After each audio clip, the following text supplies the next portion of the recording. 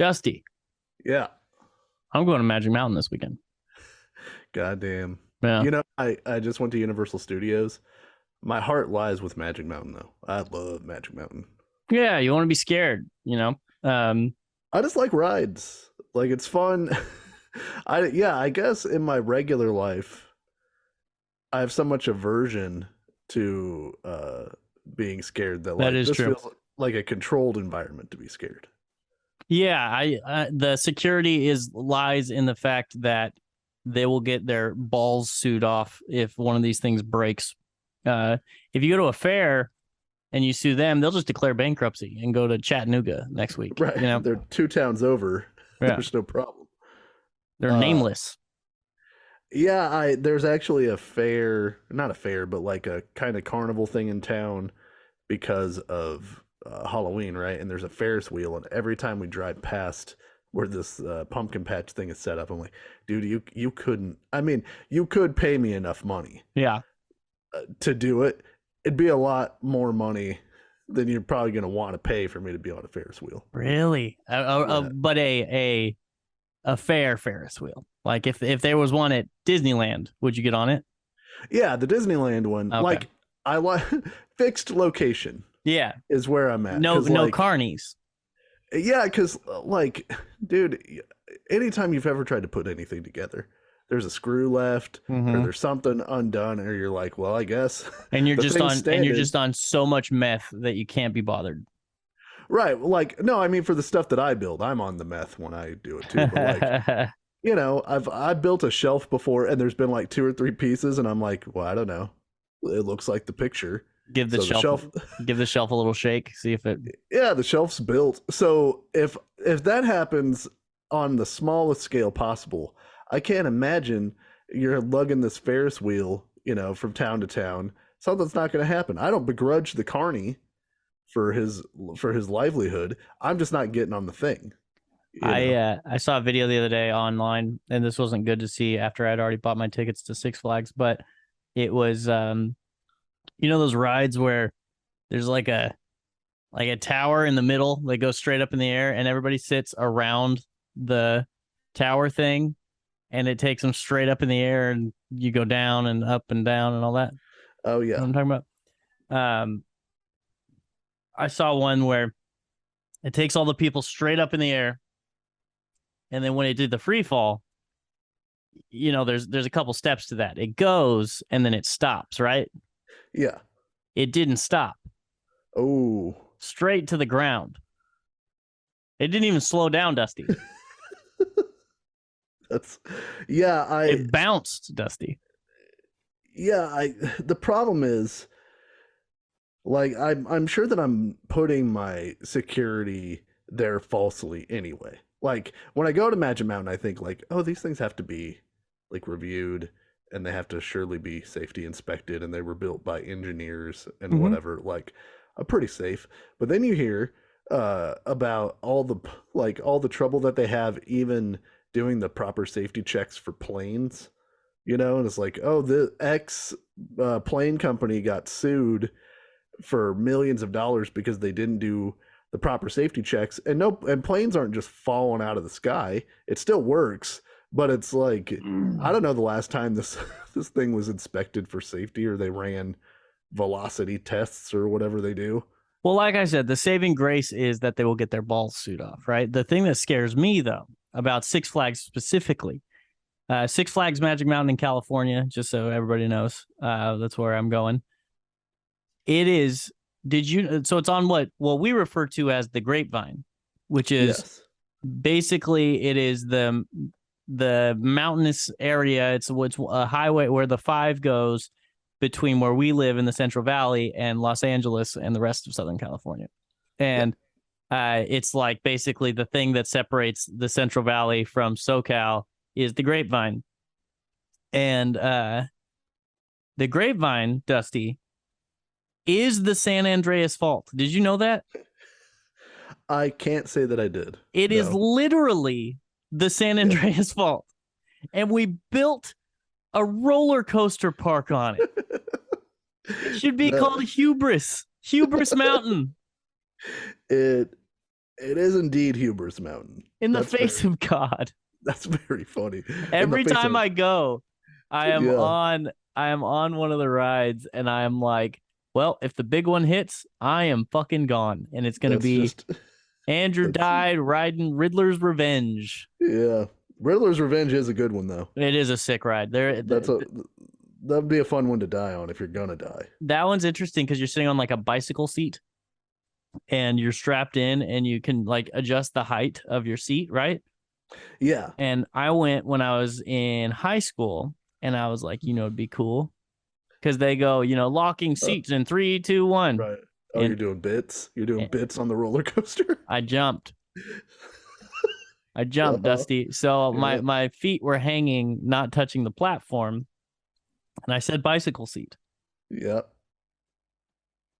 Menards, Dusty. I mean, even in the best of times, it's not a particularly comfortable seat to sit in. That's the thing. There's so many rides there that'll like Viper gives me a concussion. Like it's a really fun roller coaster, but your head is just clanging against the inside the entire time. Oh yeah, the Viper, dude. I got off the Viper one time and I was walking to the stairs to go, back to the where the ride entrance is, and I legit just blacked out for like 3 seconds. I just lost all my vision, and I was like, "Oh, pretty sick. Go to the next one." And it's Like, a fun ride, and I would like to ride it Saturday when I'm there. Yeah. It just beats the shit out of you. It's like fighting somebody. So we did because we went to Universal, and it was sick, but we got there and it was hot, and we were like, it's us and then the kids, and we're like, dude, I don't think we're gonna make it if we have to stand in these lines all day. Yeah, And so we were like, the honeymoon. you popped Like, on the let's- fast pass, huh? Yeah, we're like, let's fucking, who knows when we're coming back? Let's fucking do it, And it was awesome Yeah. to do the fast pass. The problem with the fast pass is I think the line is sort of inherently built in to give your body time to recover because your body's not supposed to do that. That's You a know? good point. You're not supposed to just casually be pulling 3 Gs or whatever and then be like, all right, on to the next. Let's go again. Yeah, fucking do it again.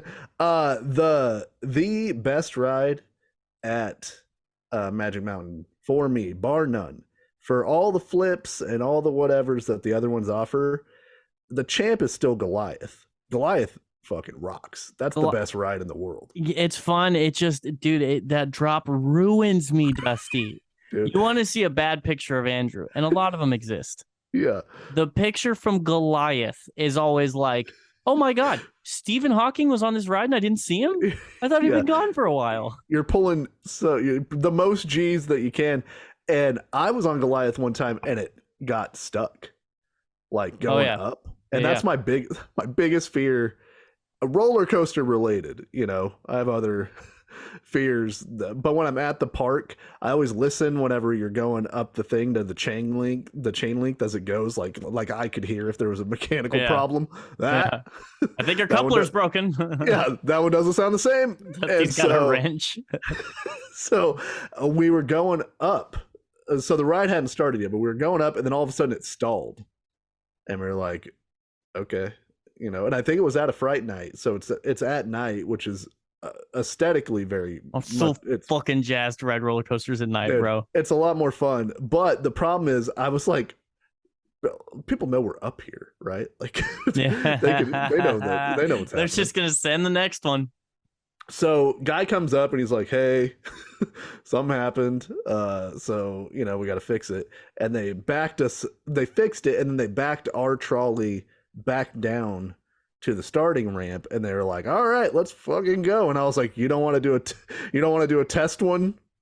Make sure that you got all the kinks out of it before you send me on this thing. Yeah. And this is the test one.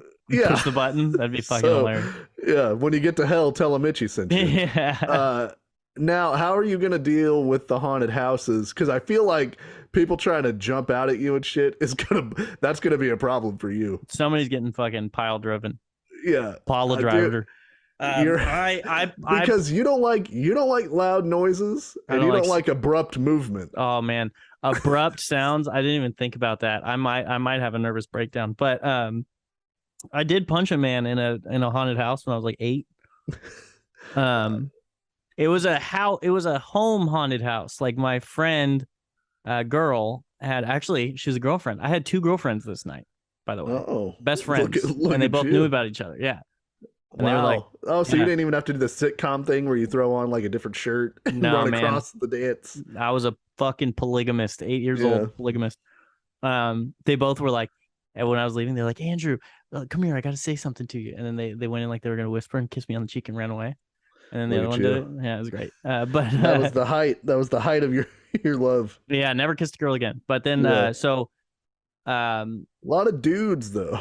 Lot of dudes. Yeah.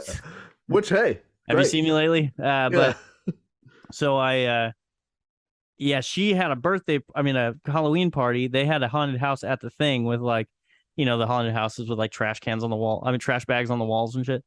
Right. And this guy with a mask, I'm walking through, jumps out and he's like, "Ah!" grabs my leg, and I punched him, and it literally sounded like, "Rah, rah!" Yeah. And like I saw him later, he's like with the mask off and all that stuff. I just smoked the guy, and I was just like scared. Like it was a reaction. I wasn't going in there going like, nobody better touch me. I'm gonna fucking rock somebody's world right now. I was just like, something's grabbing my foot. Something's getting punched in its face, I don't care for that. So not to do that. Yeah. I'll probably have a drink or two, take the edge off a little bit, Yeah. And then they are good. I don't know if you've ever been. I've been to a few of them. They're well done. Yeah, I'm excited. I've heard nothing but good things from people who have been there. But I've got one more thing to talk about before we get to this the topic at hand today. I've got a question for you. Sure. Need you to think about this and give me your God's to honest truth. If there's a movie that was going to come out, right? Super anticipated by Dusty. Not coming out in theaters for some reason, you have to watch it at home. Okay.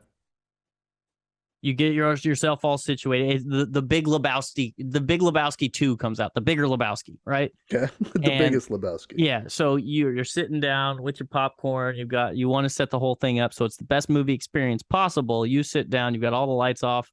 The kids are gone. You tied them up and threw them away or something. Sure. Do you watch this movie, this very important movie, with subtitles on? Yes. I watch all my movies with subtitles on. It's just fucking weird to me, man. I know you were a subtitles guy. I just wanted to know the extent of it.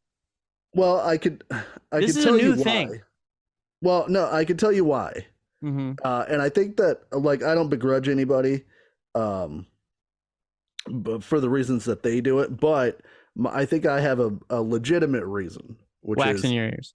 Yes, but also my dear friend of many years. Wedding. Yeah. Was born with one ear mm-hmm. and cannot hear out of his other ear. He has a fake ear. I met him maybe 1.3 ears. Right, but he can't hear out of it. Yeah, like at all. Yeah, so, I experienced that at your wedding too. I forgot. I was yelling his name and I was like, "Oh shit, he's a one-eared man." So I was like waving in front of his face and shit. So whenever we used to hang out all the time and would watch movies, I would have to put the subtitles on because it would be late or we'd be at his parents' house or my parents' house or whatever. And for him to be able to fully hear everything, we would just put the subtitles on. And since then, I've just gotten comfortable with it and used to it. And so I've never changed it. I can watch the movies without the subtitles. I go to the movies quite often. Mm-hmm. There's no subtitles there helping me out. Yeah. But I don't mind them for that reason. And also because sometimes there's stuff that you don't pick up. The downside to it is I hate in a movie whenever the subtitle is like eerie music begins or whatever. So yeah. I know. But closed captioning has to be for everything. Yeah. It could sort of ruin like a horror movie experience. Yeah. So. Yeah, ominous sounds. Yeah, I'll give you that. I'll give you the one-eared man thing, right? Yeah. I just know there's a lot of people now who only watch things with closed captioning. I'm sick, and this is so funny. I'm sick of using people's logins on streaming services for free and they pay for it. And I get into the thing and closed captioning is on. And I have to go in, I got to turn it off. And then next time I go on, they've gone in and turned it on. I'm sick of it. Right. Well, you know what you could do? Pay for your own goddamn HBO Max then, Andrew. Listen, I don't need to give HBO any more money. They're doing fine. They aren't doing fine. You haven't heard the news? You know what's funny is I use your HBO Max and somebody else's HBO Max. She also uses closed captioning. Yeah. And so but another thing that I will give the closed captioning people. Have you watched The Dragon Show yet? I have not. Oh, God damn it, Dusty. Oh boy. I'm working on it. Yeah. Episode 7 and 8 are real fucking doozies. I can tell you that. There's a few other really good ones, but 7 and 8 is when it really, you know when Game of Thrones turns, when it's like, oh man, it's been kind of weird for a couple episodes. Oh my God, Yeah. They got to get you attached to somebody before they brutally kill them. Yeah. So there's been multiple times during this series that people are talking very softly or they're being super stupid British about things. And I can't understand them. So I've had to rewind it and turn captioning on. Multiple times I have rewound it and not turned captioning on and tried to let my ears do the work. And been like, you can fucking do it, Andrew. You can do this. You can understand what they're saying, and I can't, so I have to go back. Yeah. So work smarter, I'll give people that, but I just I can't think of. You're watching something that's visual, because you're gonna be reading those closed captions the entire time. I barely notice them, legitimately. Mm-hmm. They're on. They're just a comfort blanket for you. Well, it doesn't affect me. It's not like a novel. It's not paragraphs of dialogue. So it's like, I'm looking, I look down for a minute, I look back up, but I've had lots of practice. So, and I can understand, Sarah's kids are not particularly thrilled about the closed captioning. And I'm like, look, man, I don't know what to tell you. You put your foot down? Well, it's like it's such a hassle to change it and then change it back. It's like they're not really watching the TV shows, we mostly watch TV. They use it to play games. There's no closed captioning on the game portion of it. So yeah, I think everybody's getting the best of what they want. I can't wait till a preteen just fucking screams, "God damn it, Dusty! I'm sick of these words." Yeah, I don't do it for sports. Sports, it's annoying as shit. Because people are constantly talking, so it's just constant text. Yeah, it's just and it's sports sounds in parentheses and shit. Okay, I know that you were going to try to wrap it up. Very, very, very briefly. I have to. Speaking of movies, let you know. You know what happens tomorrow, Andrew? Dude, Evil dies tonight. My brother is currently in the theater watching it right now. Evil fucking dies right now, dude. Right now, Evil is dying. I'm gonna go watch it tomorrow night. I'm gonna watch it on Saturday.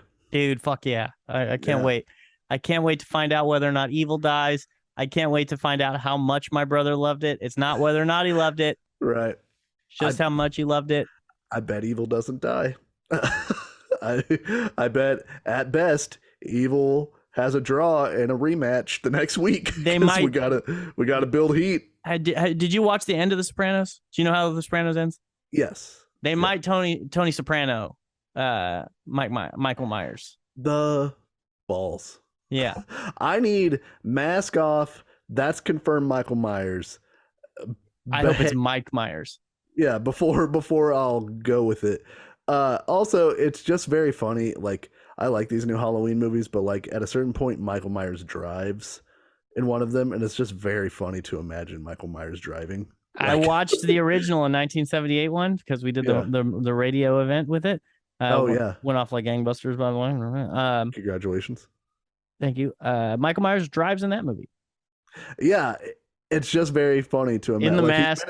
He's been in an institution since he's 8 years old. How did he figure out how to drive. Seems to drive very competently, even though he's undoubtedly got huge blind spots. Yeah, the mask is a real problem. Can't see a goddamn. And they should just have him just towing bushes and stop signs and children behind him. He gets stopped. He gets stopped like the Son of Sam, and that's the end of the movie. Is they take him back in because his driving is so atrocious. He pulls over. He might be more dangerous with a car than a knife, but he didn't kill anybody with a car. So, with our Universal hit up our station, and because we did the event, they gave us a new thing to give away.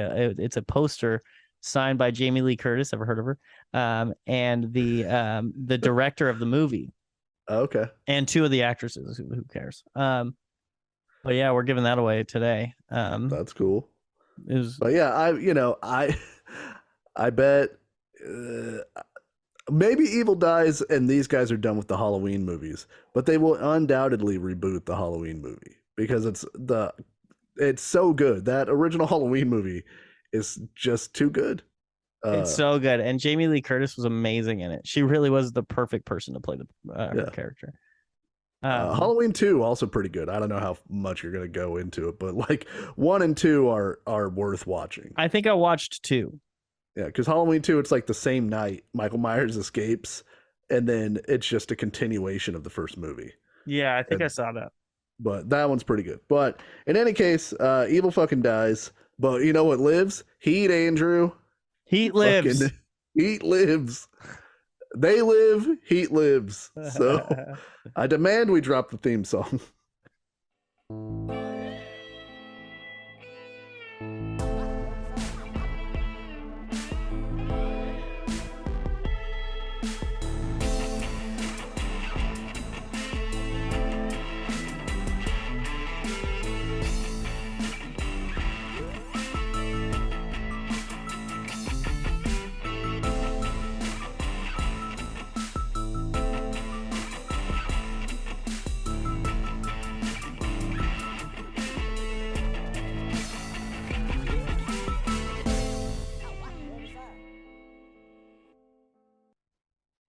Welcome to Snark, everybody. We are a wrestling retrospective podcast out of the Central Valley of California. I'm Andrew. That's Dusty. I had to pause the recording because my knee started hurting for some reason.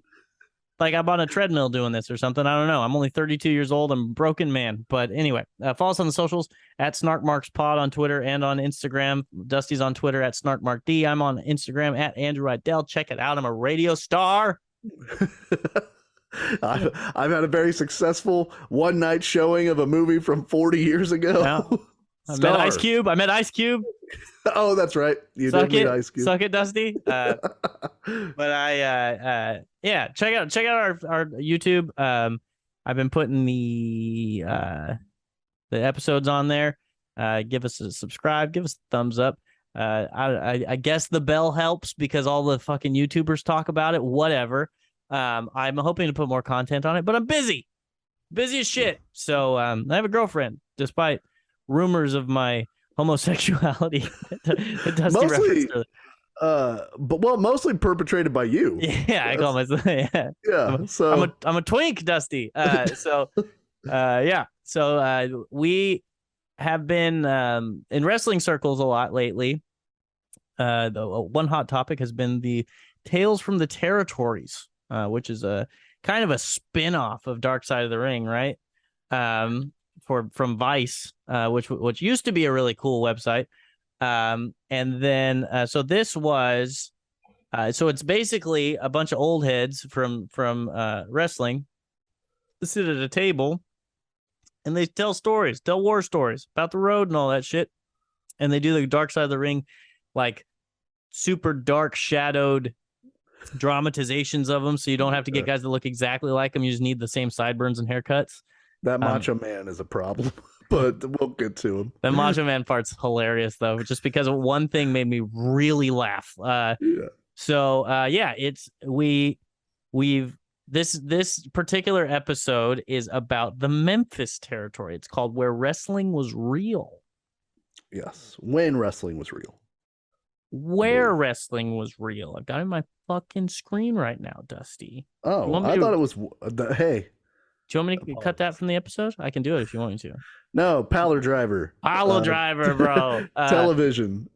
Yeah, well, when wrestling was real, it works too. But I think since they're talking about Memphis specifically and not just that era, I think that's why they were aware. But this released 8 days ago today, of the day that we're recording, and we're going to release this in 3 days, so 11 days ago.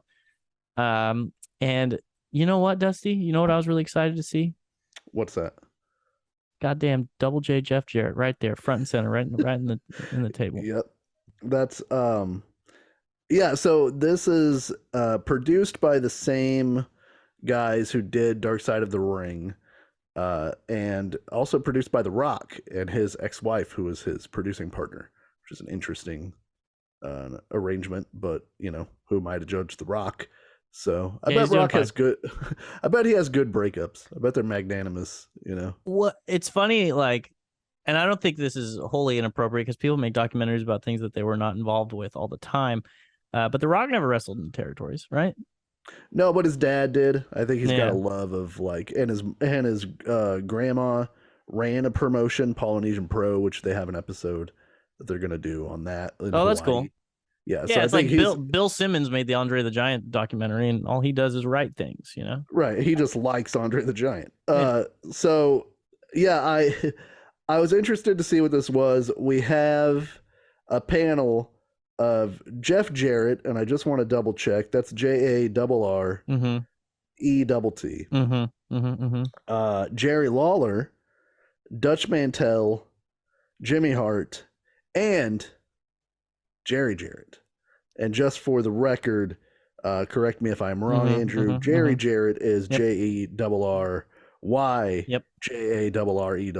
Yeah, a lot of doubles on the Jerry Jarrett. I think the funny thing is, out of this entire panel, I think Jeff Jarrett is the guy who I'd want to piss off second most. Okay. I feel like I can beat up Jimmy Hart, almost any version of Jimmy Hart. Yeah. That's a thin guy fight. That's a bad fight. We'd probably start a fire.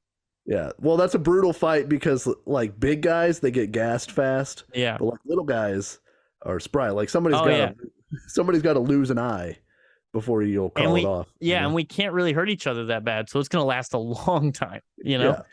Yeah. Who's the because Dutch obviously Mantel is Dutch Mantel.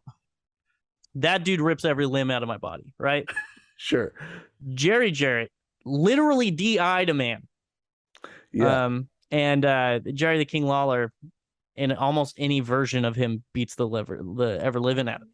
Probably, I wonder what the youngest Jerry Lawler I could beat up is. Probably 11. I bet I could beat up 11-year-old Jerry Lawler. And you're this age? Yeah, me right now. Okay. Yeah. Yeah, I mean, as an 11-year-old, he fucking kills me. I was short and skinny back then. Yeah. I don't think that Jerry Lawler is noted for his notorious toughness, but he could probably, if he smacks you one, it's gonna hurt. He's the king, Dusty. Yeah, but he's big-ish, isn't he? Yeah, he's like 6'1" or 6'2", I think. Yeah, I just feel like he's a man. You know, Jimmy Hart's a squirrel. Sure. So yeah, I feel like it goes Hart as the guy I could beat up the most. Jarrett second most, even though I love you, Double J.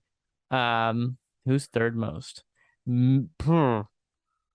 Third most, Jerry Jarrett, I think. Yeah. Second least, I guess I was just I'm switching criteria here, but second from the top is Jerry the King Lawler. Right. And then Dutch Mantel would he would mail my family my body parts. You don't want any part of Dirty Dutch Mantel, do you? No. No.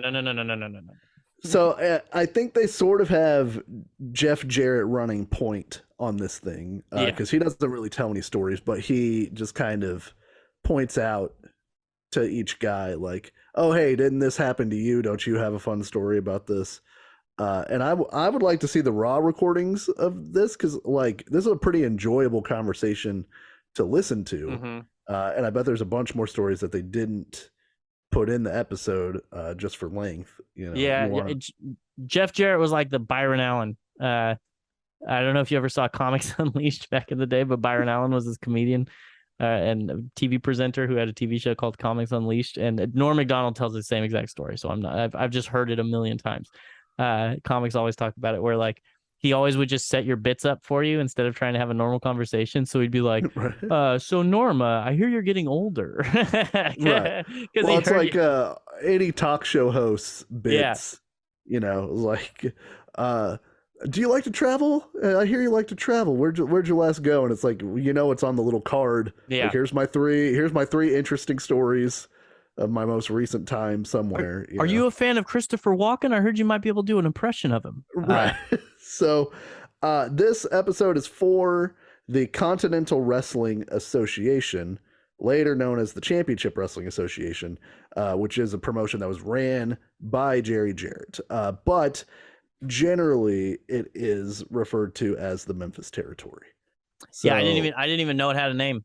It makes sense that it had a name. I've always heard Memphis. Like, I'm, you know me, I'm a noob. Yeah. So like, I was like, oh shit, it had a name. That's pretty cool. But they were one of the like, big NWA territories in the 70s and 80s. And then they were also part of the AWA at one point. Like, they were just around a long time. Yeah. Founded in the 40s and just had all kinds of guys come through. And interestingly enough, I found that they used to be a tag team territory for the most part. And then in the 70s, right around when Jerry Lawler was breaking in, they actually changed focus to becoming a single territory and then split in two. Because there's the Memphis territory that's ran by Jerry Jarrett, and there was also one ran by a promoter named Nick Goulas. And so they ran sort of against each other at the same time. But this was also what was called a weekly territory, where they had like their main towns that they would run every week, and they just ran them. They had TV on Saturday morning, and then they would just run the same towns every single week. And they talk about that a lot in this show, about how you have to keep heat to run a weekly territory. You know, like every week you got to have a reason for somebody to buy a ticket to see your shit again, you know? Yeah. And that's the interesting thing. Like they multiple times they talk about like running into people multiple occasions, where like you pissed a guy off last week and you got to see him in the parking lot next week. And one of the things that was really telling about like the beginning of this, they were really leaning in on the realness. They said it needed to be, it like everything the heat comes when things are real. Like I think was it Jerry Lawler said that Jerry Jarrett had something that's like a sign, or he used to always say, personal issues draw money. Yeah, he had a sign above his desk. That's what it was. That's it. Personal issues draw money. And at the beginning of this episode, like all this old timey wrestling footage, like I eat that shit up, where it's like the ring is so close to the fans and everything looks insane. Like there's so many people, like the first image they show is somebody's face covered in blood. Like, and somebody's like covered, screaming. and it looks like a referee's face. It's just completely just a crimson mask. Yeah, and then they're like, there's fans hitting the ring. There's a dude who threw a fireball. Like, and all of this is before anybody talks. It's just like, hey, you want 10 seconds on what Memphis wrestling was? Blood, fans are crazy. We also had fireballs, just in case you were wondering. Dude, and I like the wrestling era where the wrestlers are all just like slightly tubby guys with like Hank Hill asses, wearing jeans and just beating the dog shit out of each other. Like, I love that shit. I don't need a whole organization of guys who are cut and like look like Achilles, you know? Well, and the funny thing is, like, Jerry I don't Lawler want Otis. Okay. Right. Jerry Lawler in his younger days, he's like Southern handsome. Yeah. You know what I mean? Like, exactly. But he also just kind of looks like a dude, you know? Yeah. And he looks like a kind of slightly heavier version of, like, exactly like a slightly heavier version of a guy that I know in Porterville. I completely agree. But a lot of guys did. Look at Kevin Von Erich. Like he was ripped up, but he just looked like a normal guy for the most part. You know what I mean? Right. Kerry a bit of a different story. Yeah. But like Fritz was like just massive, right? But like he like Michael Hayes is Yeah. kind of chunky the whole time. Yeah, Like dude. Yeah, he he was is not perfect. Terry yeah, Gordy. they're dudes that look like they go to the gym, but they're not there for a specific, like, they're not there to win a bodybuilding contest. They're just like, oh, I guess I come here because I know I should lift weights or whatever, you know, like It's country strong. the toughest son of a bitch in the Roadhouse bar. Yeah. Which totally works. Like, that's why it worked in Memphis, because it was like, I could imagine watching this show and being like, oh, it looks like Terry Gordy or whoever could kick the shit out of somebody. I believe that this guy could actually fight somebody, you know? Yeah. What did you think of the format of the show? Because I enjoyed it. It's sort of, well, it's not sort of, it is, what would you say? It's like interstitials. It's little anthology pieces. Like a Treehouse of Horrors, you know? I really liked it. I don't know if everybody's going to like it. It's kind of sometimes the way that I see about the way that I think about this podcast is like, this is how I want it to be. I want it to be a little loose. I want it to be, you know, we inject some structure, honestly, as much as we could possibly inject with us being us. Sure. And but sometimes it's not as like thorough direction. Like it's not directionless, but it's more directionless than a lot of people would like, you know? So Sure. like this was kind of just a random spattering of stories. But they were all, pretty much all of them were relatively interesting. These are interesting guys. They're wrestlers, so they have the gift of gab. Like I know Jimmy Hart lied at least once or twice in this whole thing. Oh, all of these dudes are telling the biggest fish I ever caught story, you know, to some degree. Like, so the first interstitial that we get is called Fans versus Wrestlers, and or Wrestlers versus Fans. So in it, Jimmy Hart tells a story about being in a 6-man tag, and at the end of the match, one of the heels picks him up over his shoulder and is walking him backstage, and he feels something hit him in the ass, and he thought somebody stabbed him. He thought somebody burned a cigarette on his ass. He thought somebody put out a cigarette on his ass. Yeah, so he goes backstage and he's like, "What the hell?" And they're like, "We don't, you know, that's not it." And so he looks and he got assaulted with a fucking blowgun. Somebody used a blowgun on Jimmy Hart. Somebody shot a needle in his ass with a blow dart, and that is hilarious. Yes, that is objectively hilarious. Just in his ass. Like, okay, if it's like it hit me in the face or something like that. What if he would have shot you in the face? That made me think of the Dumb and Dumber line. It was probably more dangerous for the guy carrying Jimmy Hart, unless Jimmy Hart's ass was facing backwards. But anyway, yeah, that was awesome. Like, I that guy shouldn't even get in trouble. Like, people shouldn't do it. Like, if people start doing it, maybe you go find that guy and get him in trouble. But like, sure. But the funny thing was, like, when they did the dramatization of it, when he's like, you know, something, what did he say? Jimmy, it's not a cigarette, or like, Jimmy, it's not, he said something like, it's not a blade or something like that. And the dramatization, like, he kind of turns and you can see it sticking out of his ass. It looked like somebody just shoved a syringe into his ass.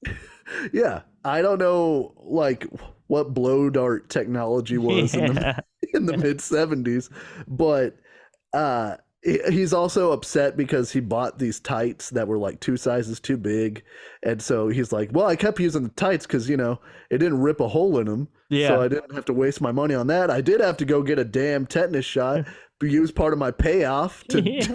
That's the thing he's most mad about. He's not mad that someone shot him with a blow gun. He's more upset that he had to spend some of his money to go to the doctor. Yeah. And then they talk about, like, back in the day, they essentially had carte blanche on the fans. If they hit the ring or they started some shit or whatever, they could just beat the shit out of him. And Jerry Lawler's laughing. He's like, you know, we took the guy backstage and we punched him in the face. The cops were right there and they didn't do anything. Yeah, Jerry Lawler literally says that the cops, when somebody would hit the ring, the cops would grab him, take him backstage, throw him in a chair, and just let the wrestlers do whatever they want to him. And the wrestlers would fuck him up, and the guys would be like, the cops would be like, "You want to leave or go to jail?" To the guy, he's like, "I'll leave," like all fucked up. It's like, what? What if we found out that, like, the Young Bucks, like, somebody took somebody backstage and the Young Bucks roughed him up? Well, we kind of found that out. It was a bad example, I guess. Edge and like Christian. It's like the 60s mafia in Vegas if they caught you counting cards or whatever. Take you Imagine in a just back room. Xavier Woods and Kofi Kingston just beat the shit out of me. Just beat the dog shit out of me. Yeah. And if that guy tells the story on the street, it only helps The wrestlers. perpetuate Yeah. the toughness of the wrestlers. Like, oh yeah, he really does know how to hit, you know? Yeah. It's crazy. But then the thing that I think not Jerry Lawler, Jimmy Hart was lying about was it went from getting shot in the ass with a blow dart gun to Jerry Lawler talking about being able to beat the shit out of the guys running in the ring. And then they were like, Jimmy, did they catch the guy who ran? And he's like, oh yeah, they got him. We went back there and beat the shit out of him, whatever. I can't remember what he said. He's like, he's bigger than me, so I just let him go or something. And it was like, oh, okay. That probably didn't happen. They probably didn't catch the guy with a blow dart gun. Yeah. Unless that guy was very obvious about his blow dart gun, you know. He's got it. It's like 7 feet long. He's got to lean it on people's shoulders and shit. Or the people in Memphis are more likely to give up a snitch, you know, than I think they are. It was him. It was fucking him, man. Get him out of here. There's a civilized society, you son of a bitch. Yeah, we handle it in the ring, like gentlemen. They also they lament this time where they had so much hatred from the fans and like so much vitriol that Jerry Lawler tells a story that he's leaving the arena one night and there's a dude in front of his car just in the parking lot waiting, and the guy's got a brick in his hand, and Lawler's like, look, if you throw that brick at my car, I'm gonna fucking kill you, dude. He's like, I will run your ass over, kill you dead. And the guy and Lawler's like, so I get in the car and I see the guy and he's looking at me. And then he just wings that brick at my car and breaks it in and breaks all my windshield. And I'm furious. So I throw the car in a drive and I get ready to run his ass over. And the car doesn't move because I also had 4 slashed tires. And they were like, ha ha ha, heat. So much heat. God damn it. When men were men and the crowd cared. Yeah. I had to go to Goodwill, or I had to go to Goodyear the next day, buy 4 new tires and a windshield. But I knew I was over, god damn it.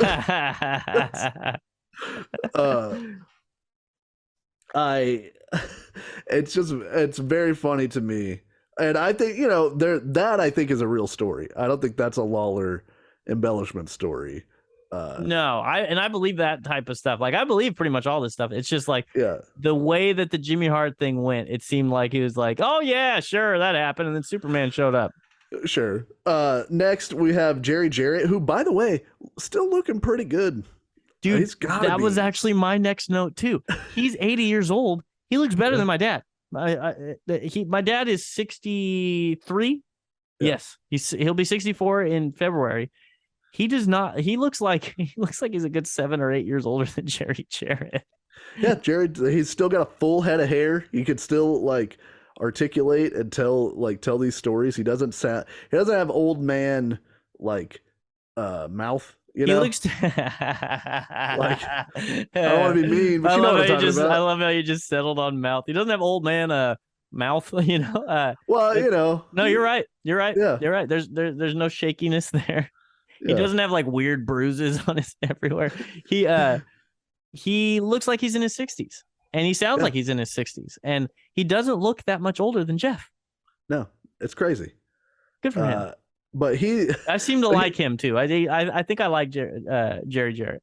Oh, he's a Southern hustler if there ever was one. You know? Where does Jeff get it? You know where he gets it. You know what I mean? I bet Jerry told him to start saying slap nuts. Yeah. You're going to want to tell him not to piss you off, Jeff. So Jerry Jarrett's talking about a wrestler named Mario Galinto, who was like a old school style wrestler who was sort of at the end of his rope, according to Jerry Jarrett, you know, and Jarrett had been accused of trying to screw over another promoter that Galinto actually liked. And so I guess in a match that Jarrett was having with somebody else at the end of the match with Lawler, at the end of the match, Galinto just gets in the ring and takes it upon himself to attack Jerry Jarrett from behind, like in a shoot. And Jarrett's like, what the fuck? He's like, what's going on? And he turns around, it's Galinto in the ring. and he could tell that he's pissed or whatever. And then Jerry Jarrett takes us through Krav Maga training, I guess, that he's done, where he's like, your hand is actually the bones that are the most brittle in your body. It's real stupid to hit someone in the head with your hand. He's like, so what you want to try to do is you want to try to get under the carotid artery, see? And he's like testing it out on Jeff. he's like, you gotta collapse their larynx, and then you gotta bite them in the fucking carotid artery. Yeah. So he's like, all right, how do I get out of here? This crazed madman is attacking me. And he's like, so I just decide I'll just go for his eye. Because, like, and he tells the story that he hooks Galento's eye with his thumb and just pops it out of his head. And of course, now Galento is like, well, that's an escalation of the violence that I was not anticipating. And he fucks off, of course, because now, god damn, man, that would hurt so bad. I can't even imagine how much that would hurt. Yeah. Like, I don't like that shit in movies. Like in movies when they go for people's eyes and shit, I'm like, no, don't do it. Have you ever chipped a tooth? No. When you chip a tooth, you're like, holy fuck, I'm disfigured. I'm different. For the rest of my life, I'm different. Yeah. Imagine losing an eye. I've actually heard multiple wrestlers talking about trying to take people's eyes out. Like when people would run, I can't remember who the last one I heard talking about it. Where apparently Haku did it to somebody. He bit a dude's nose off too. I think it was Harley Race did it. Yeah. Harley Race popped a guy's eyeball out. And it's just fucking so Galento goes back and he gets a nightstick because Jerry Lawler's hilarious in this, because he starts telling a bit of the story where he's like, because Jerry Lawler was wrestling Jerry Jarrett at the time. I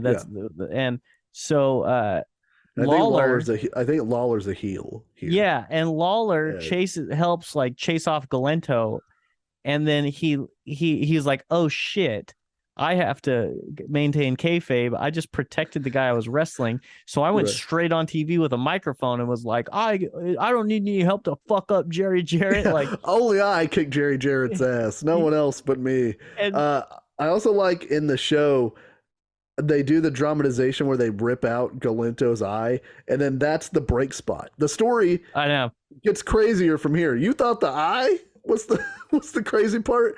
No, we can go to commercial after the eye. And it's funny because I still think the eye is the crazy part, but so he goes backstage to get like a nightstick out of Jerry Lawler's bag. Yeah. Slides into the ring, and as every time I hear about like anybody who's like wanting to fight somebody that's coming into the ring, it's like they're stupid. They have to go into those ropes. I'm just gonna kick the shit out of them while they come through those ropes. And Jerry Jarrett goes, I realize that dumb son of a bitch has got to come through the ropes. Yeah. So he kicks Galento as he comes through the ropes. He gets the nightstick away from him, and he just beats the dog shit out of him with this nightstick. And there's a picture online. And they showed it actually during the episode of what Mario Galento looked like after this beating that he was given. Another quick thing. Do you know the year this happened? I don't know the year this happened. I'm trying to find the year. They might have mentioned the year during it. I think they said it was during the 70s. Yeah. Mario Galento died in 1989 at 73 years old. So he's in his 50s. He's in his 50s at least. He could be in his 60s when this happened. It's just this old fucking man coming in and just trying to murder somebody. And then you could tell the second story. So they chase him off and they're like, well, good riddance to Mario Galento. And they're wrestling at like a spot show somewhere else, or another match in the territory. And now Lawler's in the ring. And Lawler is wrestling some no-name jobber guy, and like halfway through the thing, the jobber guy is like, "All right, bye," and just leaves. And Lawler's like, "What the fuck?" And then he gets hit in the back of the head unexpectedly, and he's like, "What?" And he turns around, and it's Galento, who's back for vengeance, like it was a movie. Yeah. And so now he's got his wife with him, and Lawler looks up and notices he's got a switchblade with him, and he's like, well, fuck that. He's got a straight razor. A straight razor, yeah. like bad Leroy Brown, Yeah. and so he like, I'm gonna shave the shit out of you. yeah. So Lawler's like, well, fuck that, and he leaves and he runs back into the locker room and he's like, Galento's here. He's gonna fucking kill me. Yeah, and I guess one of the other wrestlers hates him, Jimmy Valiant, who used to be the top babyface Also, before Lawler took his place. not so handsome. No, I gotta see what he used to look like. Over like shit. Yeah, I think I like Jimmy Valiant too from the things that I've heard about him. He's just hanging out backstage and he just reaches into his bag and pulls out a gun and gets up and he just walks over to Galento, and as soon as Galento comes into the locker room, he's got the gun in his face and he starts begging off, you know, because you can't bring a knife to a gunfight, obviously. And then the cops come backstage and they're like, what's all this?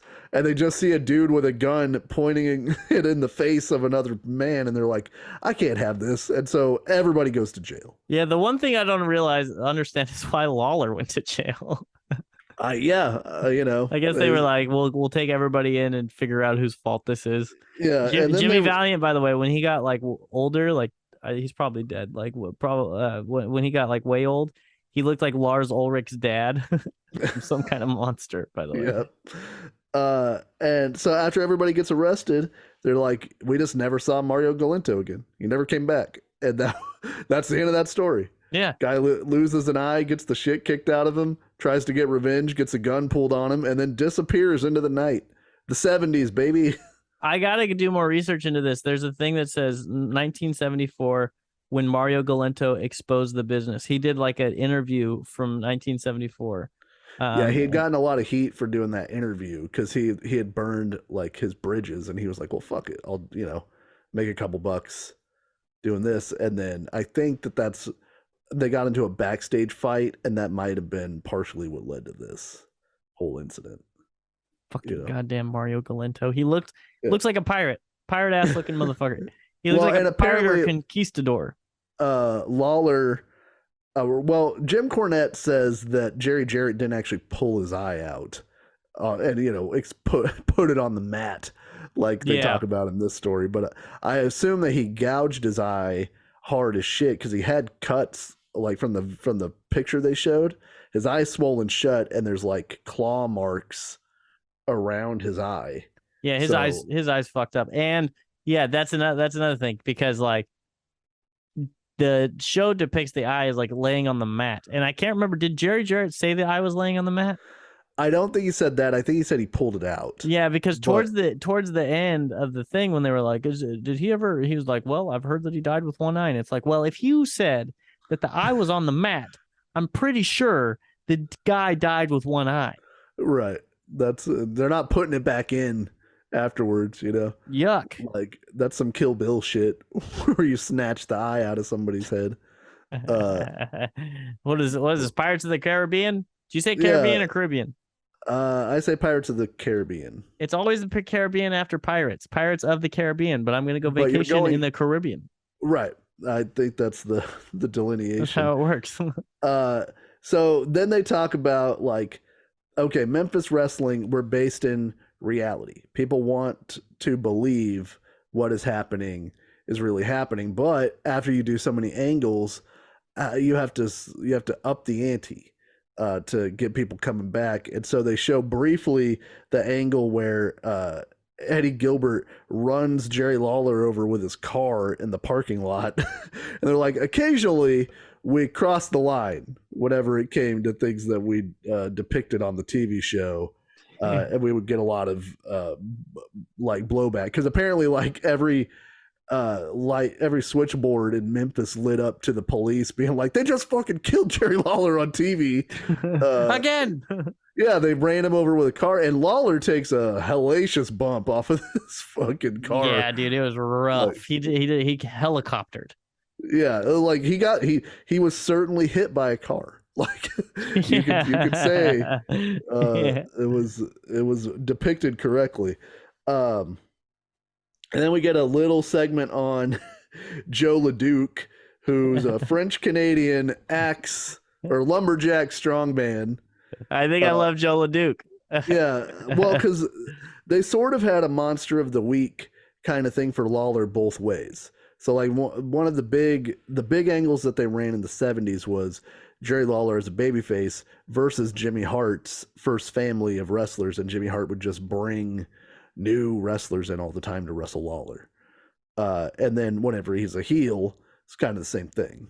Mm-hmm. And so in this case, I think Joe LeDuc is supposed to be the babyface against the heel Jerry Lawler, but Joe LeDuc also crazy. So there's like they talk about that he like he went on TV and had an axe with him after a particularly egregious thing Jerry Lawler had done to him, I guess. And he's like, up in the the woods where I live in Canada, whenever we want to remember something, we give ourselves a scar, and the work's not done until now we have the scar to remind us that we need to complete our task or whatever. And so on live TV, he just cuts his arm open with this axe that he has, and he's like, now I have that scar, now meet me Monday in the Memphis auditorium. And it's like, dude, those are not equal. Like, that's not one for one. Did nobody tell Joe LeDuc the wrestling's fake? Yeah. You don't have to do that, man. Yeah. That's like, if, like, I don't know. I don't even know what's a comparable thing. Like, if you cut me off in traffic and then 2 days later I came to your house and busted out all the windows in your car, those are not comparable reactions to the thing that happened. I don't know what Jerry Lawler did to Joe LeDuc, but cutting your arm open with an axe probably isn't commiserate to what happened. That's the thing. We got to figure out what he did. We got to figure out what he did.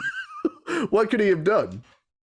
Listen, bro, I don't want to list all the deviant things that Jerry the King Lawler probably did. Sure. So they talk about that, and they're like, we don't know what the hell's going on sometimes on the show, but Memphis wrestling was so hot that they speculate that 7 out of 10 people with televisions watched the Saturday morning wrestling show. It's like farmers stopped farming, milkers stopped milking, drugstores stopped drugstoring. People were frozen in time for the 90 minutes of the Memphis wrestling show every Saturday. Yeah, and that's crazy. They said the 70% number blew my mind a little bit. That makes sense to me, I guess. In the 70s, there's nothing to do, right? And then they talk about whenever Jimmy Hart is managing the Iron Sheik, and apparently we were in conflict with Iran, and there had been a U.S. serviceman helicopter that had crashed in Iran, and there was footage of it on the news. So they ran the footage over Jimmy Hart and the Iron Sheik cutting a heel promo about it. Not about that specifically, I don't think. They're just showing the footage while they're cutting a promo, and Jimmy Hart's waving the Iran flag, and apparently serviceman whose son was involved in that crash sees it on TV, calls the switchboard operator, and is like, hey, just FYI, we're going to come to the radio station or to the TV station, and we're going to shoot Jimmy Hart and the Iron Sheik. Just so you know, me and my son are headed down there right now. Yeah, it's thank God they called ahead, Yeah, it was very polite to call ahead. They're so angry, but they don't want to. They want the baby faces to be able to get out. Maybe that's the thing. If you want to thwart me, the door is open to thwart. Sure, we have to. Sometimes we thwart. I must be thwarted. So then the cops come and they they simmer down the situation. The guys got there and they're like, "Oh fuck, who told the cops?" I thought it was just gonna be us and the Iron Sheik. And apparently the guy kept calling Jimmy Hart and bothering him. So then Jimmy Hart at one point is like, maybe we could make some money off of this. In true wrestling huckster fashion, he's like, let's turn it into an angle. Yep. So he passes the guy's number off to one of the guys who helps in Memphis, but they never get it together because then he starts driving that guy crazy.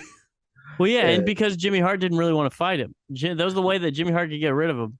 Right, is to pass them off, but also if we have to fight, let's do it for money. Let's get paid for it, Daddy. Yeah, let's not be schmucks about it. Yeah. You want to talk about? Oh, then they talked to Dutch a little bit about the weird places that you would wrestle in territory wrestling. Like occasionally, you just wrestle in a maximum security prison for some reason. And they're like, "Well, where's the security? Where's the guards?" And they're like, "Oh no, they're not down there with you. They're up there in the sniper towers in case somebody tries to escape." Like, so we have nothing. No, you got have fun. You're pretty tough, aren't you? Yeah, enjoy your fake fight, boys. They don't even know wrestling's fake, so they think that you can beat their ass. I've been watching for years. Yeah, well, you got a bull rope, don't you? They try to confiscate Dutch Mantel's bull rope. Bullwhip. Or bullwhip, yeah. And then a different time, apparently, they wrestled in front of a symphony orchestra.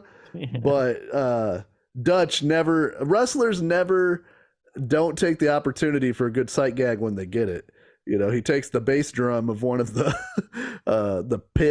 orchestra pit people and uses it to bash Jeff Jarrett, which, of course, hilarious. And first, the guy playing that drum was like, "Hey, fucking no, that's a very expensive drum. Yeah. The symphony doesn't pay for that. It's going to be a son of a bitch to reskin this drum." The Dutch Mantel fucking hits him over the head with his own drum and then hits Jeff Jarrett with it. Yeah. And then they're like, did it break? Did the head break? He's like, "Oh, yeah." Yeah, of course. Hilarious. Of course, every time. I'm Dutch Mantel. What am I, an amateur? And then he's like, "But this is the only wrestling match that's ever been in the Smithsonian. So eat that, Ric Flair." And it's a very interesting concept. I'm very curious as to what that looked like. I'm not going to watch it. No, that's very funny. It was on PBS, apparently. Fuck yeah, dude. So, like, I don't know who's in charge of the programming, how that ended up. I feel like we didn't explain this well enough.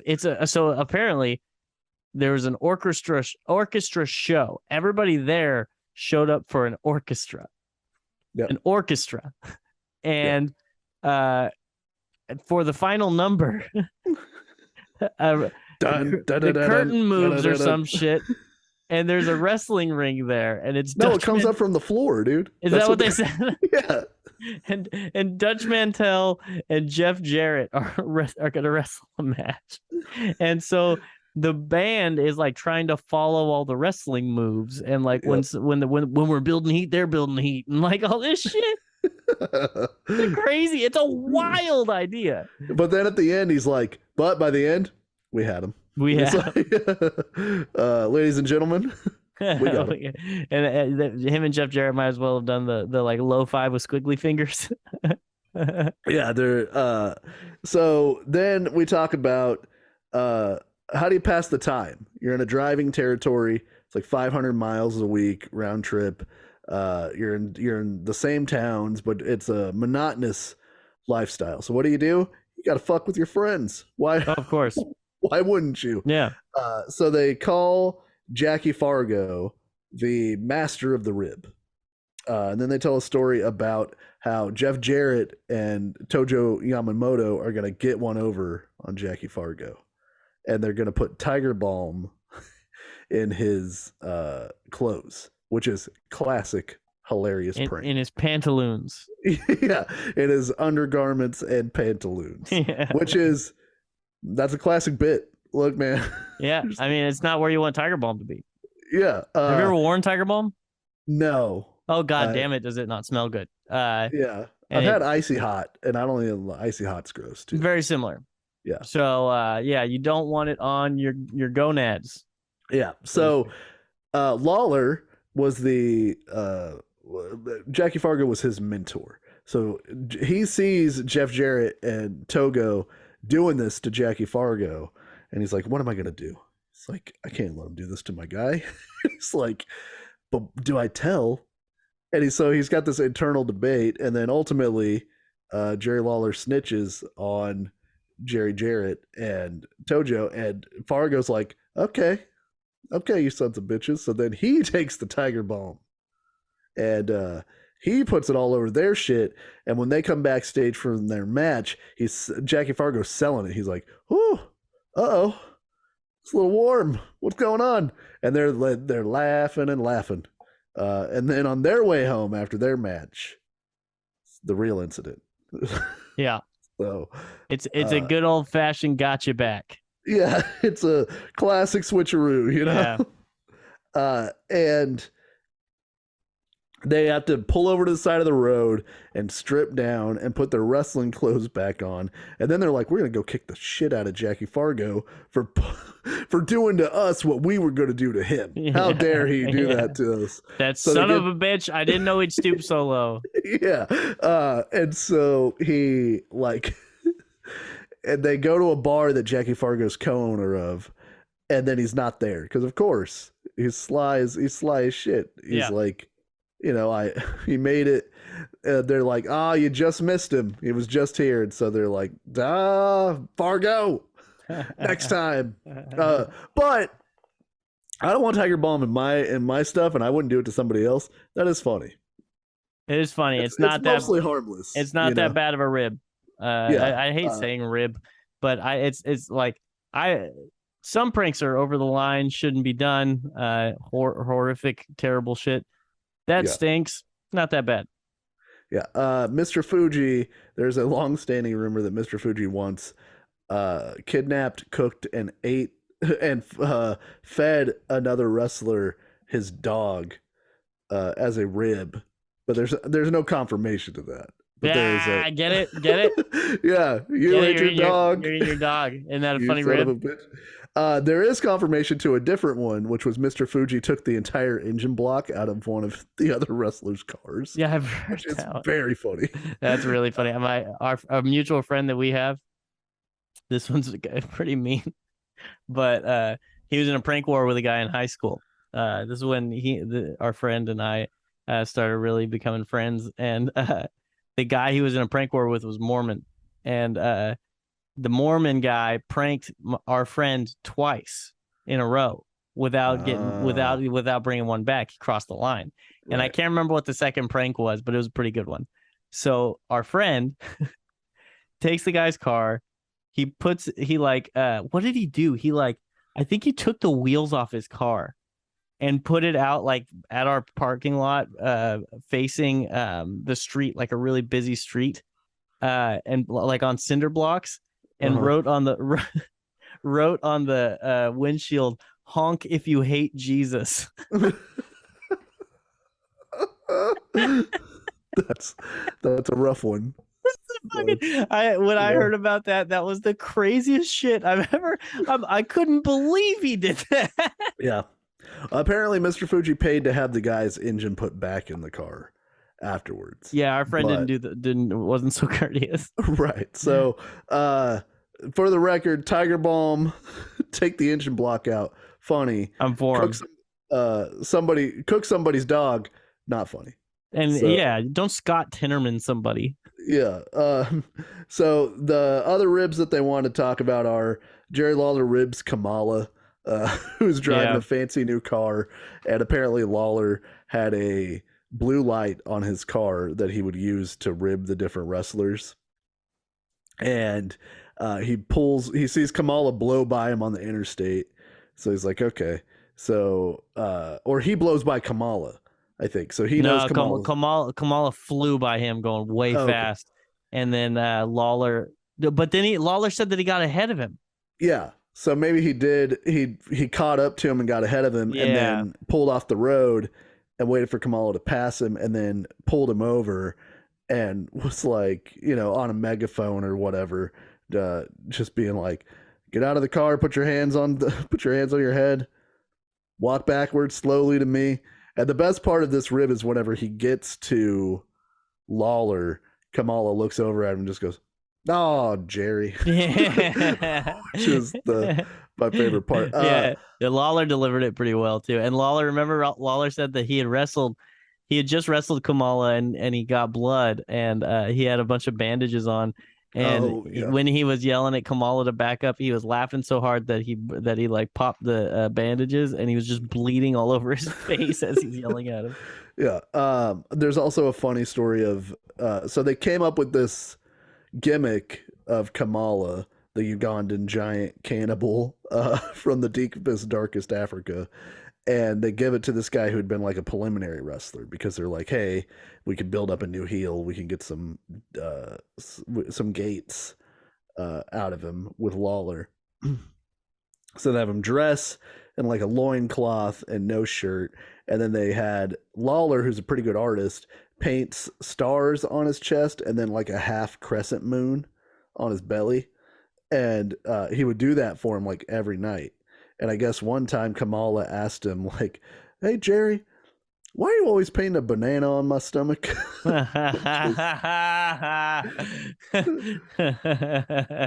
That's funny. A lot of people speak highly of Kamala. I shit on that fucking gimmick so hard earlier on in the thing, and I'm still not crazy about the gimmick. It doesn't feel good to me, but a lot of wrestlers talk highly of the man. Yeah, apparently Kamala, a really nice guy. That's cool. You know, and yeah, the gimmick doesn't speak much to us as a society in the 70s and 80s if we're still like, okay, I could see Cannibal from Uganda as a, Yeah. where did he go? Where did he learn how to wrestle? If that's how did he learn how to body slam someone? He's unconventional. Yeah. And then the last one that they talk about is the Macho Man. So Randy Savage and his dad and brother ran an opposition territory in Memphis for many years called, I think, the IWC, International Wrestling, or the ICW, I guess, International Championship Wrestling. Mm-hmm. And Macho Man would go on their show and challenge Jerry Lawler all the time. Yeah, even though they weren't working together, he was always the go champ. on just to wrestle, just to call him out, basically. Yeah, so he would because they had television too, and they understood like it doesn't help us to be in deference to this other company. We're going to call out their champ and call him a coward and all this shit and like try to get a match because Jerry Lawler's the king of Memphis. Yeah. So they're calling him out even though they're not working together for a long time. And then eventually they did do a program with Lawler and Savage that did really, really big business for them. Oh, that's cool. Yeah, with Savage as the heel and like early WWF Randy Savage or Macho King Randy Savage, he's doing all the Memphis shit where it's like jump out of the ring, walk around, like rile up the crowd, you know, like all the stalling is Memphis style wrestling. Oh, really? Yeah, where the heel like escapes and like just looks around a lot. Remember we talked about it last week. Yeah. Macho Man loves looking around at the crowd. Ooh, like, what do I do? Like he'll go for the lockup, but then he'll back up and hop out of the ring. Yeah. And like just you know, make the babyface wait, make the crowd wait forever. But Savage was at a Waffle House apparently, in a pretty shitty mood, which is you know, not uncommon for the Macho Man, it seems like.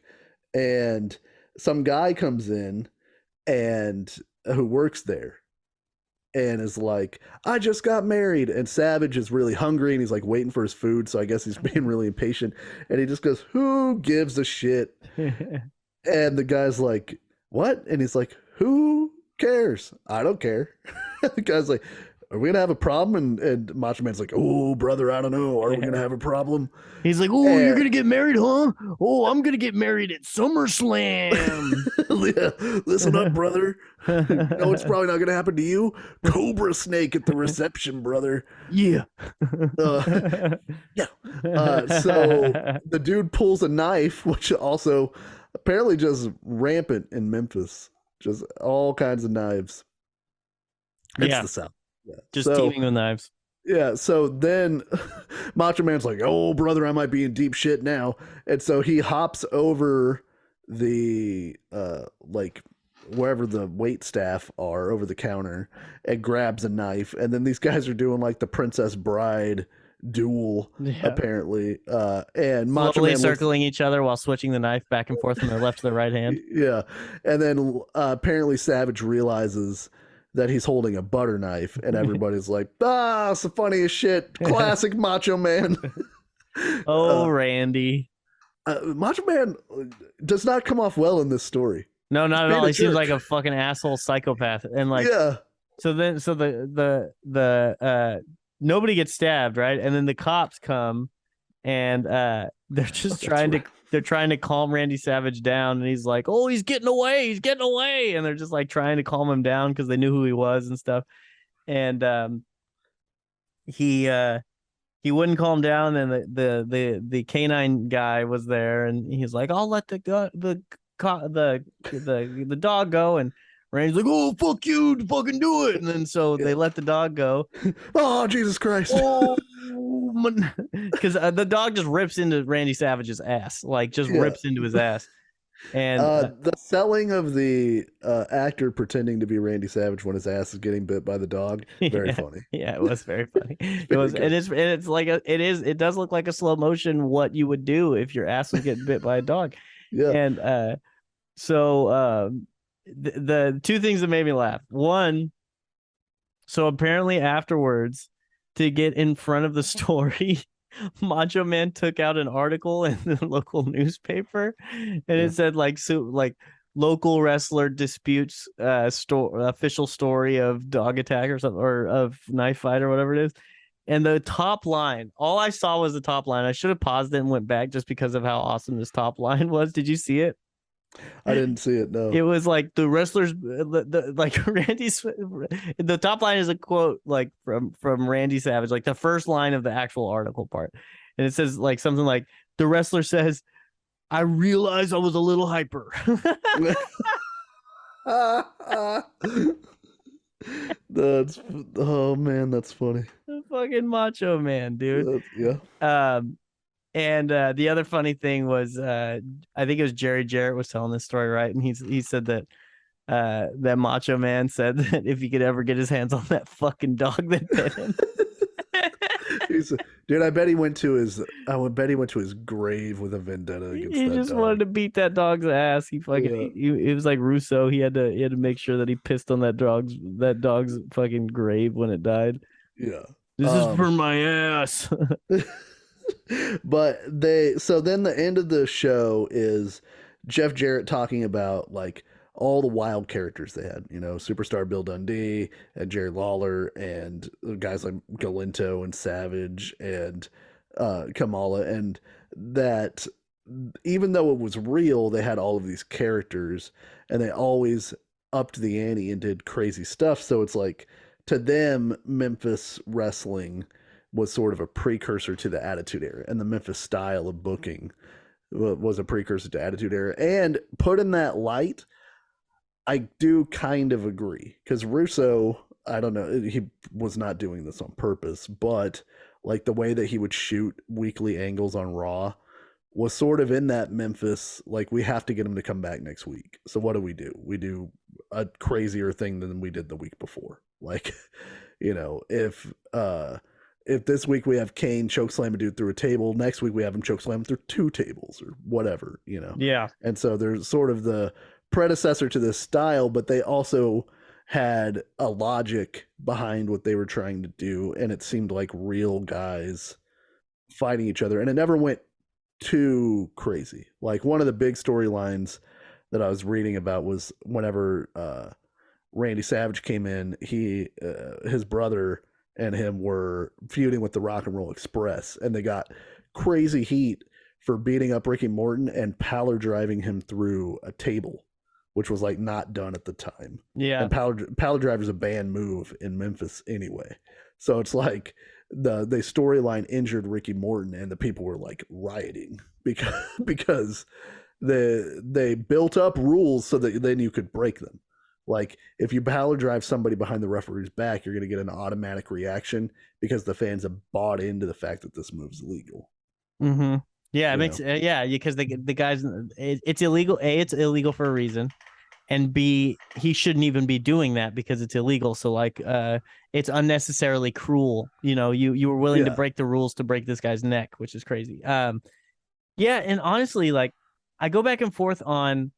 I 100% I love this type of wrestling. Like, I like when it looks closer to a real fight, but I don't think we actually want it to look like a real fight, because real fights are sloppy and stupid. And then if it looks like an MMA fight, there's going to be parts of like the boringness and like all that stuff. So like, nobody gets suplexed in a real fight. I like when it just looks like two fucking blue collar dudes or women are just like throwing punches at each other and like a little poking each other's eyes and like having just a roadhouse fight. You know what I mean? Yeah. And the storylines being believable and like, I don't know, like hearing the personal lives. What was the line again? Personal issues draw money. Yeah. Do we think that if Tony Khan secretly saves the Bucks and Paul and Punk situation, do we think he should turn it into an angle? Because I think he should. I think he should sign all these motherfuckers, get them to agree to be fucking adults. You know? I was gonna say that's what you need. Yeah. As long as the guys can work together, you for sure turn it into an angle. Fuck yeah. Yeah, 100%. Like Punk will need a guy.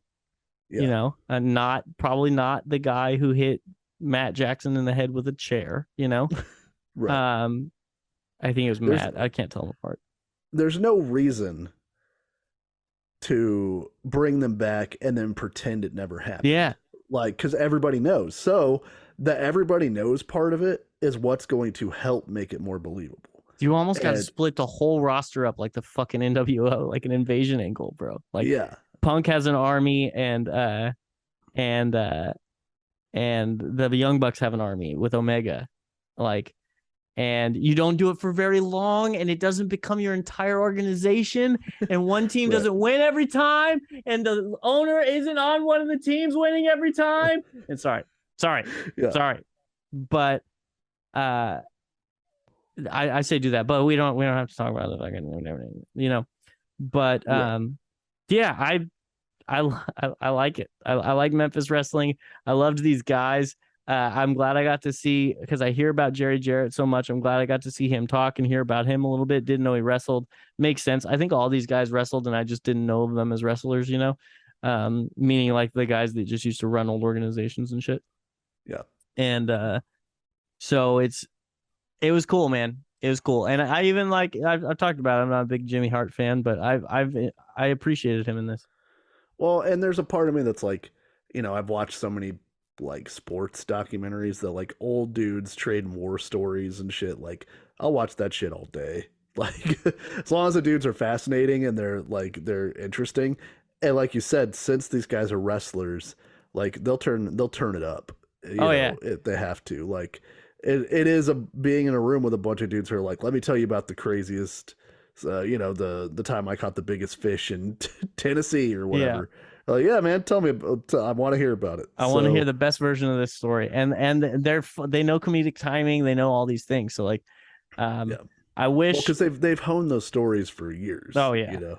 Oh yeah. Like, Jerry, you don't think this is not the third time Jerry Jarrett's told the "I ripped Mario Galento's eye out" story? Yeah, and you know, every time you get the new punchlines, you punch it up a little bit. You find out what works and what doesn't.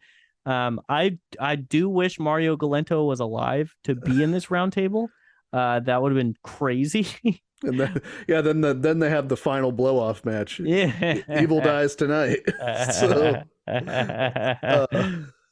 have to fucking kill him. Yeah, at my behest, we watched, because I thought we should look at a match that sort of embodies the idea of this. Part of the problem is I am not. I have blind spots for some things because territory wrestling, it's hard to track all the shit down and it's not cataloged very well. So Memphis wrestling, I've not watched a ton of it unless it's been in like clip form or documentary form. But one of the more famous things to ever happen in Memphis wrestling is the Tupelo concession stand brawl from 1979. And they have a clip of it on YouTube. So I, told Andrew, well, we should watch this to sort of get him an idea of it. It's only 9 minutes, 16 seconds long. Andrew, what did you think? It's very interesting. Very interesting. Yeah. It started off, I forgot until like halfway through that the Honky Tonk Man is in this match. Yeah, it's Bill Dundee and Jerry Lawler versus Larry Latham, who is also Moondog Spot, if you're familiar with WWF, and Wayne Ferris, the Honky Tonk Man. Yeah, and they're known as the Blonde Bombers at the time. Okay, yeah. And I forgot. So like I spent a little bit of time trying to, because the the video is not good. Like in terms of like obviously video quality, it was Memphis and 100 years ago. So, Yeah. I was like, man, that guy could be the honky tonk man. I don't like blonde honky tonk man either way. I was trying to figure it out, but it was good, man. It was like we watched what was it? Harlem Heat versus who were they wrestling? The Was it Nasty the Nasty Boys. Boys? Yeah, it was the Nasty Yeah. Boys. Harlem Heat versus the Nasty Boys, and they kind of like bit this and did an homage to it, but they did it in some horseshit makeshift concession stand and fucking was it Sherry involved in that? Yeah. Sherry almost Sherry took the died. most. Yeah, she took the most bumps out of She got anybody. just straight up shoved by I can't remember who it was. If it I'm gonna was put it on knobs. it was Knobs. That's a total Yeah. Knobs thing to do. And just shoved the shit out of her. Yeah. But this one was like, it looked a little bit more like chaos. They really struggled to get the camera in there. Like the cord the camera was attached to got stuck on the door while they were trying to walk in. They've almost missed one of the most iconic moments in territory wrestling history because the cord got stuck on a door. And That's classic. but classic old shit. yeah, you know? and it just shows and this was an inevitability. I don't blame anybody for this. I'm sure if you talk to a guy like Cornette or like an old school guy, they would point at certain big figures in this happening, but it points to the gradual desensitization of wrestling fans because this isn't that crazy to us. Like, right. but this was insane to people back in the day. Like Yeah. it looked real. Like they couldn't believe these guys had fought in a concession stand, all this shit. But as the years go on and you have this attitude where you always have to top yourself, which Memphis itself had, we talked about earlier, you're gonna eventually get to the point where you're probably eventually gonna get to the point where you're gonna need 350 splashes in pyrotechnics. Yeah. Or 450 splashes, I mean. So like certain things might have accelerated that, but wrestling probably was always going to end up doing that unless it kind of just stayed where it was for a long time. And I'd like to see a like a vision of the future where the people who those guys blame for ruining wrestling were never in the business. Yeah. And just see if it's better. See if it is that still, or if the inevitability was that it was going to turn into this all the time. Because I feel like it might have been the inevitability that this was going to be at least a version of this was what going to be was wrestling was going to be eventually, especially because kayfabe wasn't going to survive forever. Yeah, I think like regardless, unless the internet isn't invented, yeah, then kayfabe's dead. It has to. Even if it lasted until 1999 or whenever we decide the internet is widely pervasive, it's over then. I think it's like magicians because wrestling's a show. So like, at a certain point, everybody's okay with this sort of realistic looking style. But I bet the first time somebody did, gorilla press slam, somebody was like, bullshit. Like, because if you evaluate it, it doesn't make any sense. Yeah. The same with a power driver. You know how hard it would be to power drive somebody who didn't help you do that? And so, but it's realistic enough. You can, again, like we said, people aren't exposed at that time to as much of what real combat sports would look like, and so people can buy it. But like magicians, it used to be you could get away with just the sleight of hand or the small, like we made a pigeon disappear or whatever. But like you start to go like, oh shit, now everybody does the pigeon thing. So what do I do? And it's like, at one point David Copperfield made the Statue of Liberty disappear or whatever. Yeah, exactly. No, he didn't. There's no way. No, he didn't. But Chris Angel made Shaq float above a house, and he raised somebody from the dead. Yeah, so it's like, and now all that shit is like David Blaine. It's sat in the cold for 18 straight days, or it's not magic. The other stuff's not magic either because magic's not real, but it's not trying to create an illusion, Yeah. And I think that is the inevitability of all art in that way. Is it's like you have to find new ways to shock people or to get them in a building or to show them something they've never seen. And it's like, well, what if I did, they've seen a pallet driver. What if I did a flipping pallet driver? Yeah. You know, It's the same thing with like freestyle motocross is like the first guy does a backflip, then everybody has a backflip. And now it's like people are trying to figure, okay, what the fuck do we do on these things now? Like, what's next? Like, now it's just gymnasts on motorcycles. Like, so I do think it was well now wrestling. That's a perfect analog, I guess. Well, and better athletes come in, and you have guys do it's like a 450 splash is ridiculous. Yeah, but now you're like, Yeah. Like the first time I saw a Too Cold Scorpio do a 450 splash, I thought that is the most athletic man I've ever seen. No one will ever do anything that tops that. Now they're giving it away on Rampage on like the second match of the night, you know? Right, and it's a kick out. It's a kick out, yeah. Wrestling has damaged itself by desensitizing the moves and their value within the universe of the show. Like the DDT used to be death. You watch somebody take a DDT from Jake the Snake, that dude's not moving, you know, and now it's like it's not even a break spot. You could open a match with a DDT and nobody buys that it's going to finish the match, you know, and so like they could do stuff now to protect themselves or re-educate the audience into a different frame of reference, but they don't, you know. Yeah. And that makes it harder. And that's why, you know, the 30-minute match is now like the minimum of these main events where it's like, dude, this match doesn't need to be 30 minutes long. Like, you know, it's your no movie should be 3 hours. No wrestling show should be over 2. Yeah. Like they talked about that on the Memphis episode too, is like 1 hour is too short.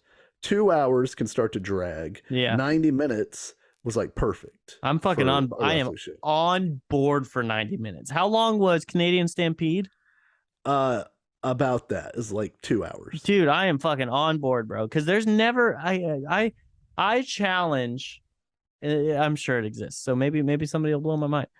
Yeah. Maybe Dusty, you need to find this for one of our episodes. I challenge somebody to find a 3-hour wrestling show where everything was good. Challenge them. Because you might get embarrassed. Right.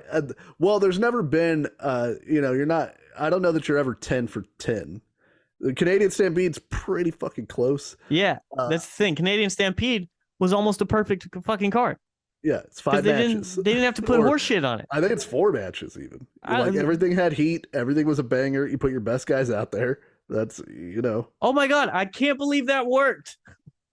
Yeah. No. And now it's, well, because now we're also, I mean, this is a whole other rant, but we're in the era of content where it's like fucking, because like Disney Plus is wearing me out, dude. Like they give you too much shit to watch. Well, and it's like you have to. So like I know that you are not a person that's into like the Marvel shit at all. Yeah, which is fine. Yeah. But I've watched all the movies, like from the beginning. I've seen them all. It's 27 movies or whatever. And that was okay because at most it was like twice a year I got to go see one of these things. And they tie together and it's whatever. But like now. Good pacing.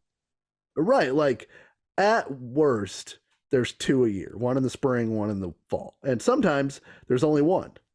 And it's like, all right, great. You know, so, but now there's like a show and then a movie.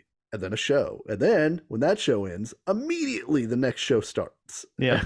Like there's no spacing. And then if you're done watching the Marvel one, guess what? We just launched a new Star Wars show. Now you got to watch that shit. When that shit's over, we're going to have the new Marvel show up ready to go. And it's like, there's no buffer for me to miss the Marvel content, and I have to keep up on all of it because now the next movie won't make any sense if I don't watch the TV show that goes with it. That's how they get you. Right. And they already had me. Yeah. So I'm like, fuck. Like I'm like 2 series behind, and it's not because I don't want to watch the stuff. It's just I got a lot of shit to do. Yeah. The same thing happened to me with the UFC. The UFC expanded their roster, and then they announced that they were going to do more shows, probably 4 or 5 years ago now. and this was when I was like super into the forums. Like I was just on like not working at the bank and just talking to people on MMA forums and getting in fucking 4-hour long arguments about GSP. But it was a real dark time in my life. But there were a bunch of guys, because the forums are really cynical. I think they are in every industry. But they were right in this scenario. The UFC announced that they were going to expand the schedule, and they were going to have shows all the time. And like I can't remember what it went from. It went from one number to one way higher number of shows the next year. And they were like, guys, this is going to water down every card. This is going to be it's going to make the product worse. Like it's 100% going to make the product worse. And I'm like, fuck you, dude. It's more fights. If you can't follow the lower level fights, you're a casual anyway. I never said that, but sure. I was like, you're fucking wrong. I'm going to love the shit out of having more fights. Wrong. Wrong. Yeah. It's just like cards don't mean anything anymore. Like there are a few cards a year that are like super stacked, whereas back then every card was stacked, and now the roster's crazy bloated, and like it's really impossible to keep up with. Well, and Dana took the Vince model. Yeah, exactly. Which is like, we don't have superstars. The UFC is the superstar, and we sold off the rights, and now it doesn't matter if we sell 10 pay-per-views or we sell 1 million pay-per-views. We get paid the same amount of fucking money. So go fuck yourself. Roman Reigns will be on 6 cards a year, and that's it. But he's the world champ. So, I don't, content for content's sake, or like the inability to, like, they don't freshen up the rosters now. They don't let guys, I mean, this is all, I don't want to sound like Cornette, but like the idea of like, hey, maybe let Kevin Owens have 3 months off and pay him, and then bring him back whenever you need a guy.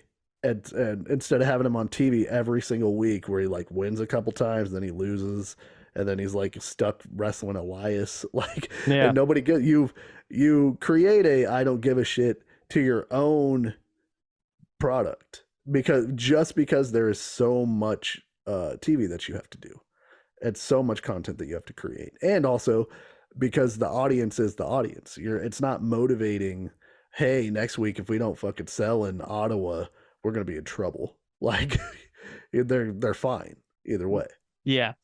So it's just we don't need content for but the TV contracts, they want you to fill up time, and the third hour Raw is still going to do better than a rerun of some horse shit, So that's likely what goes on. And I got to tell you, the reviews are rolling in from Jacob Cotner on the Halloween movie, by the way. My phone just keeps going, frunk. I'll read one of them to you. He also sent me a 1 minute and 30-second long voice clip that I might pause the recording and play and see if it's appropriate to play on our thing. Yeah. But one thing that he did send, that he sent like a bunch of messages to our group chat for my movie podcast. He says, "It's nuts what they've done." They didn't kill him. I fucking bet. Evil didn't die tonight. Well, he's not going to give any spoilers. I still do think Evil died. He hasn't told me anything, but I'm just guessing. They fucking have to. It's gonna have to be they bring him back situation. But anyway, it's crazy what they did.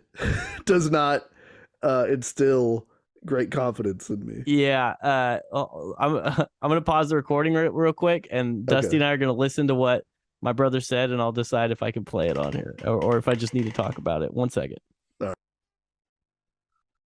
It's gonna fucking suck, dude. So I'm not gonna play it. We're gonna review the movie soon. So I'll try to watch Clerks 3, and we'll do a mashup episode. But I love Jacob. I love his love for movies. The voice message does not instill confidence in me that they have made a movie that I'm going to enjoy. So Jacob said it was a massive departure from what he expected. It was way different. It reminds him of another horror sequel that takes a completely different turn. I'm hoping that's not like, what is it? Freddy's Dead, the like weird ass Freddy movie. No, I think you're thinking of New Nightmare, which is Is the meta one. yeah, New Nightmare. Yeah, but I love New Nightmare. So I I think either that the movie has significantly less Michael Myers in it than what they are advertising. Um, Evil does not die. They do the thing that you hate, where they kill Michael Myers, but they've like it's passed along to like a new fucking It's a girl. person. Yeah. It's a girl. She picks up the mask and she puts it on. It's a girl with short hair. Yeah. Or no, Laurie the worst. Or Laurie starts killing people and it's like she goes psycho or whatever. The biggest. I will fucking record a podcast by myself if they make it a question whether he died. If Evil doesn't die, oh man, am I going to be real upset? If it's left to my interpretation whether or not Evil dies, we're gonna have problems. It's gonna be a problem. Now I really want to see it. I mean, I guess the voice text worked because now I really want to see it. I know, it's very intriguing. Because I just want to see what he did. He said it was great. Jacob said it was great. Jacob said he said he didn't like it as as much as Kills though. Yeah, but dude, you have to understand how much this guy loved fucking Halloween Kills, and Halloween Kills stunk. I didn't like it. Not good. Not good. The Halloween Kills. The meta commentary of "Are we the monsters?" because they attack who is clearly not Michael Myers, and it's given all this gravitas of like, "Oh no, we have turned into the thing we hate." Fuck you, movie. I hate that. You know what the thing we hate is? Fucking homicidal maniacs. Yeah, well, and then they beat the dog shit out of Michael Myers at whatever. It's Halloween, so the lady with an iron in her hand. Yeah, like the whole town is like, "Fuck this dude," and they just all beat the shit out of him, and he's still alive. That's how they got the Night Stalker. Yeah, Evil beat the shit. Has to die. Evil has to die definitively for this to, but I don't know if Evil dies definitively. Unless the Undertaker shows up, in which case I'll give it a pass. Oh man, that'd be so funny. Gong. So, oh my God, we're back. So I was doing some research, and I remember I used to have this wrestling almanac, and in the almanac it had a list of all the champions of like the various promotions, whether they were defunct or not. And the AWA Southern Heavyweight Championship, which was the primary title for the Memphis territory, always struck me as the fucking craziest.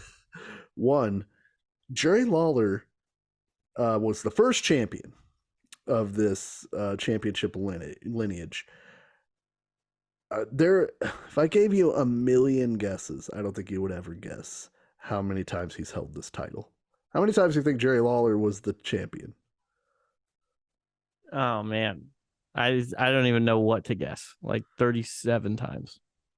That is a terrible guess. I didn't want to guess high. It ruins the bit. 58 times. Man, he was world champion. Fuck you, Flair. The shortest reign, 1 hour. And so I decided, well, look, I wanted to look at this. He won the title July 27th, 1974. He loses it October 23rd. Wins it back October 30th. Then some other guys hold it because I think Lawler was hurt. But there's a string here where Lawler is the champion. January 1976, he's the champion. Tommy Rich beats him in February. Lawler wins it back in April. Jack Briscoe beats him in August. Lawler wins it back 10 days later. Tommy Rich wins it again. Jerry Lawler beats him for it a month later. So it's like, because it is a weekly territory, they're always switching the belt. And then Lawler would just win it back. Yeah, and like, so you mean somebody can lose and the fucking crowd will still cheer for him? Who'd have thought, bro? Yeah, well, or if he's a heel, the babyface finally beats him. Then he just was Lawler always a heel? No, he was a babyface for like a lot of this stuff. I thought so, just because he was like the king of Memphis, you know. Yeah, but it's so funny because like every other guy is Jerry Lawler. It's like X guy wins it, Lawler beats him. X guy wins it, Lawler beats him again. And back and forth all the way until the end of the promotion. Really, the lineage of the promotion ends on November the 4th, 2010, when Brian Christopher, who is Grandmaster Sexay from WWE, Hey, change your name. Scotty 2 Hottie's partner, dude. I still don't like the name. Yeah. I like his teammate. Who is also Jerry Lawler's son, is the final champion of this championship lineage. And Jerry Lawler last held the belt April of 2008, before it was vacated for undocumented reasons, according to Wikipedia. Immigrants? You know? What if that's what they meant by undocumented reasons? So for the it's because they didn't have enough money. It had to have been. It's always yeah. It's documented. It's documented. Ask your accountant.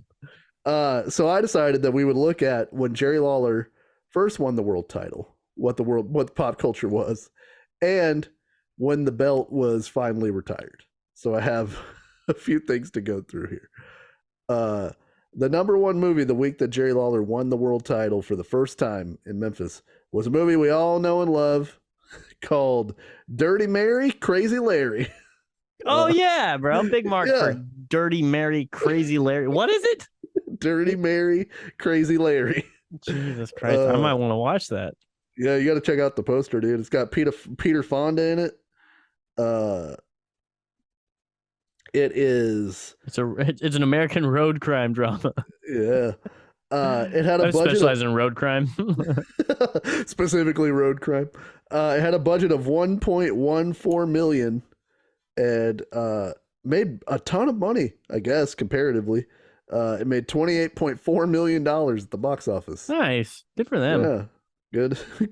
Good for both Dirty Mary and Crazy Larry. Yeah, I'm so excited for up and coming movie studio 20th Century Fox. Yeah.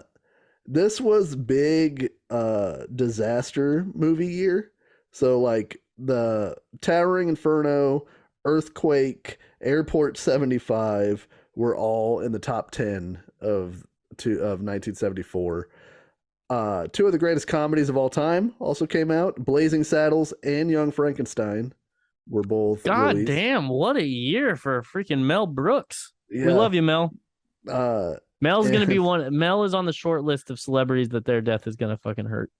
That's gonna be a rough one. Yeah. It was Mel Brooks, Don Rickles, and Norm Macdonald. And The Godfather Part 2 comes out. So 1974, pretty good year. That is a pretty good year. Yeah. Yeah. Do you want to guess how much money Blazing Saddles made? It's the second highest grossing movie of 1974. Oh, I thought you were going to say of all time. No, it cost $2.6 million to make. Did you say that Dirty Mary and Crazy Larry was the highest grossing? No, highest grossing was Towering Inferno. Ah, okay. So 30 million. You're far under, but I understand based on the economy of the time. 1974, yeah. Yeah, made $119 million in the U.S. and Canada. Good for Mel, bro. Yeah. Hey, where are all the white women at? That fucking joke. He's fucking maybe the funniest movie of all time. So the number one album of that week was an album called Caribou by Elton John that features Don't Let the Sun Go Down on Me and The Bitch Is Back as the main singles. Fuck yeah, bro. Big year for Elton John. He had a greatest hits album that was one of the year's best sellers, and Goodbye Yellow Brick Road, which was never number one, but it was the number one selling record of that year. It's a beautiful song. It's a beautiful song. So Elton John is so old that in 2 years he will have had a greatest hits album that's 50 years old, and he's still putting music out. And he still rules. That is crazy. So, yeah. Okay. By comparison, the number one movie of the week that they retired the title in 2010. The number one movie was Megamind, which is a cartoon with Will Ferrell as a villain. That was the number one movie. Wait, on the date, not of On the date. whole year. Okay, Not of the year, no. I was like, what the fuck? Made $46 million opening weekend. Crushed Dirty Mary, Crazy Larry. Suck it. At the box office. Eat that, Fonda. So, no, number one movie of the year, Toy Story 3 in 2010. Made $415 million. Oh, that's with my best friend Ned Beatty. Yeah, yes. He told me he was in that movie. Yeah. He's like, I play a really pissed off teddy bear. He told me. Yeah, Lotso Bear. Yeah, Lotso Bear. Yeah. Alice in Wonderland comes out this year. Iron Man 2, whenever Marvel was still quaint and hadn't taken over the world quite yet. The first sequel. Twilight Eclipse. When we still trusted him to not fucking take over the world. Your guys, Harry Potter and the Deathly Hallows Part 1. Crushed it, number 5 of the year. That's a good one. Yeah. Inception, and then it's a bunch of cartoons. Despicable Me, Shrek Forever After, How to Train Your Dragon, and Tangled. I have a very funny Shrek Forever After story. Me and my friend used to go watch. They would put on like Thursday night, they would have movies for $5 that were old movies that they would just show in the theater. And it was only on Thursday. And they'd show like Jaws, French Connection, fucking Back to the Future, The Goonies, all the old shit. And we would go because it was like, oh, I've never seen this movie in a theater. That'd be kind of fun. And we were supposed to see The Big Lebowski, but I got the week wrong. And it wasn't The Big Lebowski. It was some movie we didn't care about. And we were like, well, we're already at the movies. Is there anything to see? The only thing that was starting that was even remotely was Shrek Forever After. And I was like, well, I guess you want to watch fucking Shrek Forever After? And we did. And that was maybe the least psyched I've ever been to be in a movie theater, because I love being at the movies, but I was not there for Shrek Forever After. Yeah. Then we went back the next week and watched The Big Lebowski. So yeah, I mean, seems like a nice week. I never saw Shrek Forever After. I never will see Shrek Forever After. Sure. I never saw Inception. Oh, okay. Inception's good. You would hate it. It's a dream. Whatever. Go fuck yourself. Yeah, I think knowing how it ends, I don't know if it would greatly affect your enjoyment of it, but I think if you haven't watched it, it's clearly not affected your ability to go on. Yeah. So, the number one album that week that Brian Christopher was the last champion was Sugarland, an album called The Incredible Machine, but I don't know anything about Sugarland. So they're a shitty, like a country band. Yes. Yeah. So good for them. And I was mostly okay. Again, you're as Andrew said last week, stay with us because I have a point here. I decided to look up 1974 baseball. Oh shit! Okay. So Jerry Lawler is the world champ. I'm fucked. No. I'm just gonna run it. Okay. The World Series champions were the Oakland A's. They beat the LA Dodgers. A dude named Raleigh Fingers was the. Oh yeah! Fuck yeah! Yeah. Grease up his mustache. He had a curly mustache. Our friend Rod Carew had the best American League batting average at .364. Do you want to guess how many home runs were the number one? 37. In the NL, you're close. Mike Schmidt hit 36 home runs. Dick Allen for the Chicago White Sox hit 32, a whopping 32 home runs. Fuck yeah, Dick Allen. I saw Mike Schmidt in person one time. Yeah. Like, he has an iconic mustache because I saw him. I was at the Phillies spring training complex, which is where you'd expect to see Mike Schmidt. Sure. But it was like immediately my brain was like, holy shit, that's Mike Schmidt. Like, just because of his mustache. Yeah. That's And my favorite name for a major league star, Catfish Hunter, had both the most wins and the lowest ERA for Texas. Yeah, Oh no, it's for Oakland. He played for Oakland, and that's He- why they won the World Series. he's a bit of a bastard.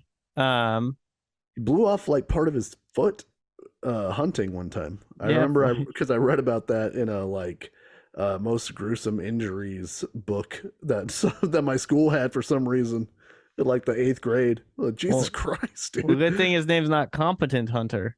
Yeah. Because he's not. Yeah. Obviously, he pulled a Dick Cheney on himself. On his own self. Yeah, the 74. The baseball was a lot different back then. I can tell you that. Yeah. Well, because in 2010 pulled those numbers as well. Oh, okay. The San Francisco Giants beat the Texas Rangers with Edgar Renteria being the MVP of that year. The Rangers beat your beloved New York Yankees in the ALCS that year. Shut the fuck up. The Albert Pujols had the most home runs that year. You want to guess? That's not a particularly high number. 54. 42. Oh yeah, that's a down year for home runs. Yeah, sure. that's interesting. I doubt Albert Pujols ever hit 54 home runs in a year. What the fuck am I doing? Oh, but for Toronto, Jose Bautista hit 54 home runs. Yeah, that was back. Jose Bautista was an interesting guy because he hit like 18 home runs and then he hit like 54 home runs. And it was like he could have taken stuff, whatever. A lot of guys took stuff. He changed his swing. He started like this big old like leg kick / open your hips shit when you dropped your foot. Yeah. And just completely changed the way he hit a baseball and started hitting the living shit out of the ball. Like hitting like I wish I knew some of his like exit velocity stats and shit. And your guy, favorite of the Hefty boys for baseball, CC Sabathia had the most wins with 21. Albert Pujols never hit 50 home runs in a year. I'm an asshole. Yeah, CC was a horse. I mean, he's a big fucker. Yeah. This was before he lost the weight. This is when he was still a stud. I mean, like an ace. I saw him pitch that year, and I that's the year actually I went to spring training and saw Mike Schmidt. It was 2010. Oh, cool. The coldest spring in the history of Florida, and I went. It was fun. Yeah, as a small man, must have been nice for you. I packed for warmth. Yeah. Had to buy an $80 hoodie at the spring training complex. Doesn't that happen to you often? Oh no, you bought when you went to the UFC in Denver. You had clothes, right, to keep you warm. Oh yeah, I was gravy dog. I layered my ass up. I bought some poutine when I was there. Oh yeah, how was that? I had poutine for the first time. It was good. Yeah, all right. I decided to pull the NFL stats too, not to belabor the point, but just because I think it's funny, the difference. So 1974, Ken Stabler of the Oakland Raiders had the most passing touchdowns. Do you want to guess how many touchdowns he threw for? 13. Do a quick double of that. 26. There you go. Thank you for helping me there. I was like, what's an astonishingly low number of touchdowns? 13. Like not even one a game. To throw. And then in 2010, the GOAT had the most passing TDs. He had 36. Seems like a down amount for that year, but I don't know. I mean, football stats always seem astonishingly low to me every time I hear it. But he had 4 picks last year. It's like 4. We're celebrating 4 of something. Or he won or he threw 55 touchdown passes. Like you're like, all right, well that's a lot of something, I guess. But yeah, that's the pop culture for this week. It's just anytime that I go and I look at old movie receipts and they're like, this movie was an astonishing success. It made $15 million. Like, man, what a world. What a different time we're living in. Houses used to be less than $1 million. It's crazy. We're trying to look at houses right now. It is pressing. Yeah. One thing we didn't mention, we got to do this real quick. I need like less than a minute. Tom's back, Dusty. Tom is back. Tom. I just had the same last dream again. Tom's back. Oh, yeah. Tom is back. I sent Andrew a text saying that I felt bad for Matt Skiba, but Andrew rightly pointed out that he got to tour the world with one of the biggest pop punk bands of all time, and always probably knew that his job was as permanent as Tom not being in the band. Yeah, so he got Klinghoffered. It's okay to get Klinghoffered. It's not the worst thing in the world. Like you don't have to write any songs. Like, I mean, they made a couple albums, but like you can essentially show up and play the hits in your gravy train, and you get to, you know how much fun it is to be in Blink 182. Like, he probably got a lot of shit from the fans. Like, but well, I saw them with Skiba, and it was great. Like, it was really good. Yeah, I'm happy Tom's back. They're saying that they made the best album of their career. I don't know that anything beats Enema of the State. Just like you know what's funny? I'm a take off your pants and jacket guy. I might be the only take off your pants and jacket guy. I prefer it, but well, I think that's just because that's the first album I owned. I was gonna say it might be when it hit. Yeah, because like Enema of the State was huge when it came out, and then by Take Off Your Pants and Jacket, I had like sort of shifted what I was into. I like serious music. No, I was like, I still like the songs and stuff, but it was like not as big a deal. Yeah, it wasn't the revolution, and I was like, I can't remember. You're also an odd fellow. You're a 21st Century Breakdown guy. Like, you like the one after the one. That's not my favorite Green Day album. It is just slept on. It is slept on though. But I guess so. I guess that's true because I like Meet the Beatles. I like Invincible. Michael Jackson's right. Invincible. You tried to make a case for Invincible. Yeah, I was wrong. I was wrong about that. When we went track for track, it was a real beatdown. But Invincible as a run of 3 or 4 songs that I would put up against a lot of Michael Jackson's discography. But you got to take Thriller out of that conversation. Right. So anyway, yeah, Tom's back. Super stoked. Hopefully the aliens let him be for a while. Yeah. I also need a hot minute. Oh, okay. Bray's back, dude. Oh yeah. Okay. At least he's not the Fiend. It looks like they still incorporated the Fiend because they had to for some fucking reason. Did they play his song? They did not play a song for him. They're probably gonna do a different song, bro. And I feel like they should use the initial song. Well, here's my thought. We get to see now. Yeah. Is it like, was it him?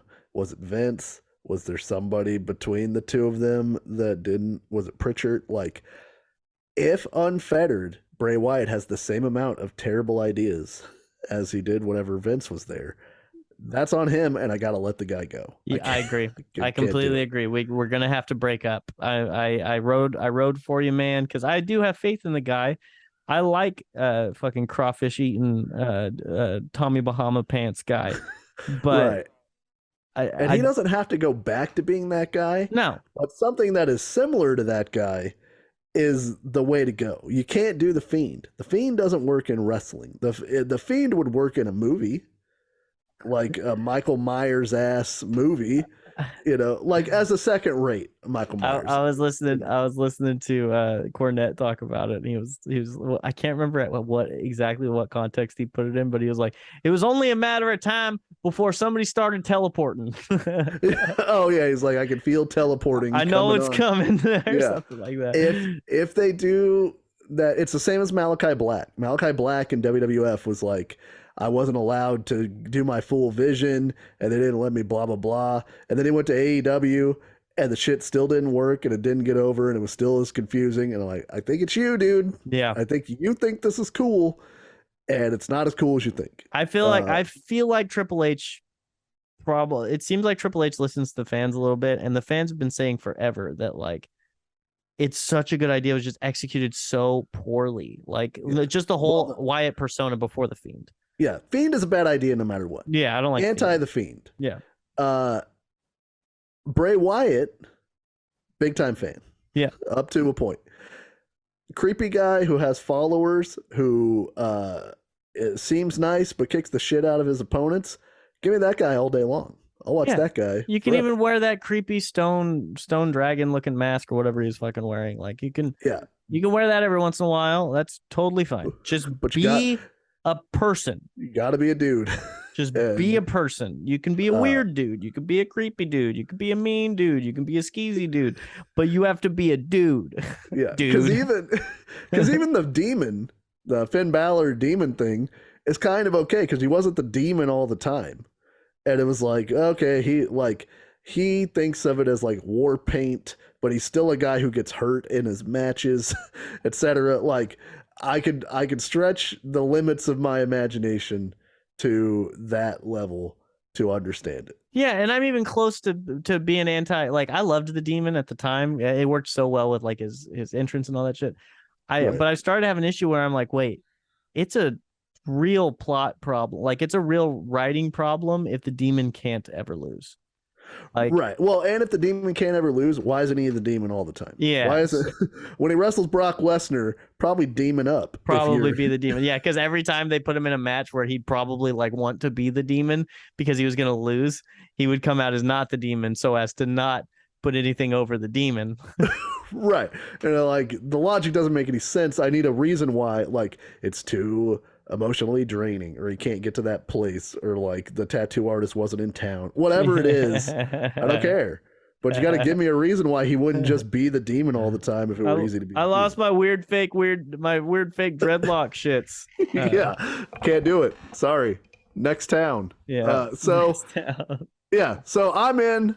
I am hopeful. Cautiously optimistic for a Bray Wyatt situation. Give him a couple of creepy followers. Let him do some creepy shit, and yeah, that's it. Let it build. Let it build. Keep him all the way away from Kevin Owens while you build Kevin Owens to be the next champion for 19 years, and let the weird Wyatt stuff build. Write a compelling story that builds and builds and builds that doesn't include magic, and we'll have a good time. Like let him be Bray Wyatt. Let his guys win, because his guys never won. So why? Well, he's not that great of a cult leader if his guys don't ever win. He lost a lot too. Yeah, you gotta let the swamp guy win every once in a while. So don't we all? You know what I mean? That's on the Louisiana flag. You gotta let the swamp guy. Let the swamp guy inside of all of us win every once in a while. You know. In any case, I believe that is it for this week. Yeah. We will be back next week. I believe it is time, Andrew, for us to teleport a bit in the future. But we're sticking Southern. We're sticking NWA. I think we should do our NWA reviews from 1989 because it is similar to this, and I think you will enjoy it. Let's do it. I'm in. And you'll get a fucking War Games out of it. So the War Games. Yeah, we're making movies, baby. So a lot of Rick. You know those rings you're talking about? We always talk about the ring. What if there was two of them? What if there was two of those sons of bitches? Let me ask you a question. What if there were two rings? It's a duality. It's a duality of life. It's a duality of man. It's a duality of life. I've been wanting to do this for a while. We did WWF 89, the briny shy, or what? The shiny and bright 1989 cartoon WWE. Now we're getting gritty. We're getting down into the nitty gritty. The briny shite is a British guy. What a British guy who doesn't like pickles says. Yeah, we're getting down in the nitty gritty Southern wrestling. So join us for the NWA 1989 reviews starting next week. Thank you for everyone who listens. Of course, you can find us on the internet where we will all soon live in the metaverse. Yeah. And we will be back next week because kayfabe may be dead. But we're alive watching the NWA from 1989. Hell yeah, bro. Harley Race. Fuck yeah, bro. Isn't he in that? No. Fuck. I thought we fucking... What? Wasn't he in like early 90s Starrcade? Well, he was in like Starrcade 83. Oh, shit. It's that far back? Oh, God.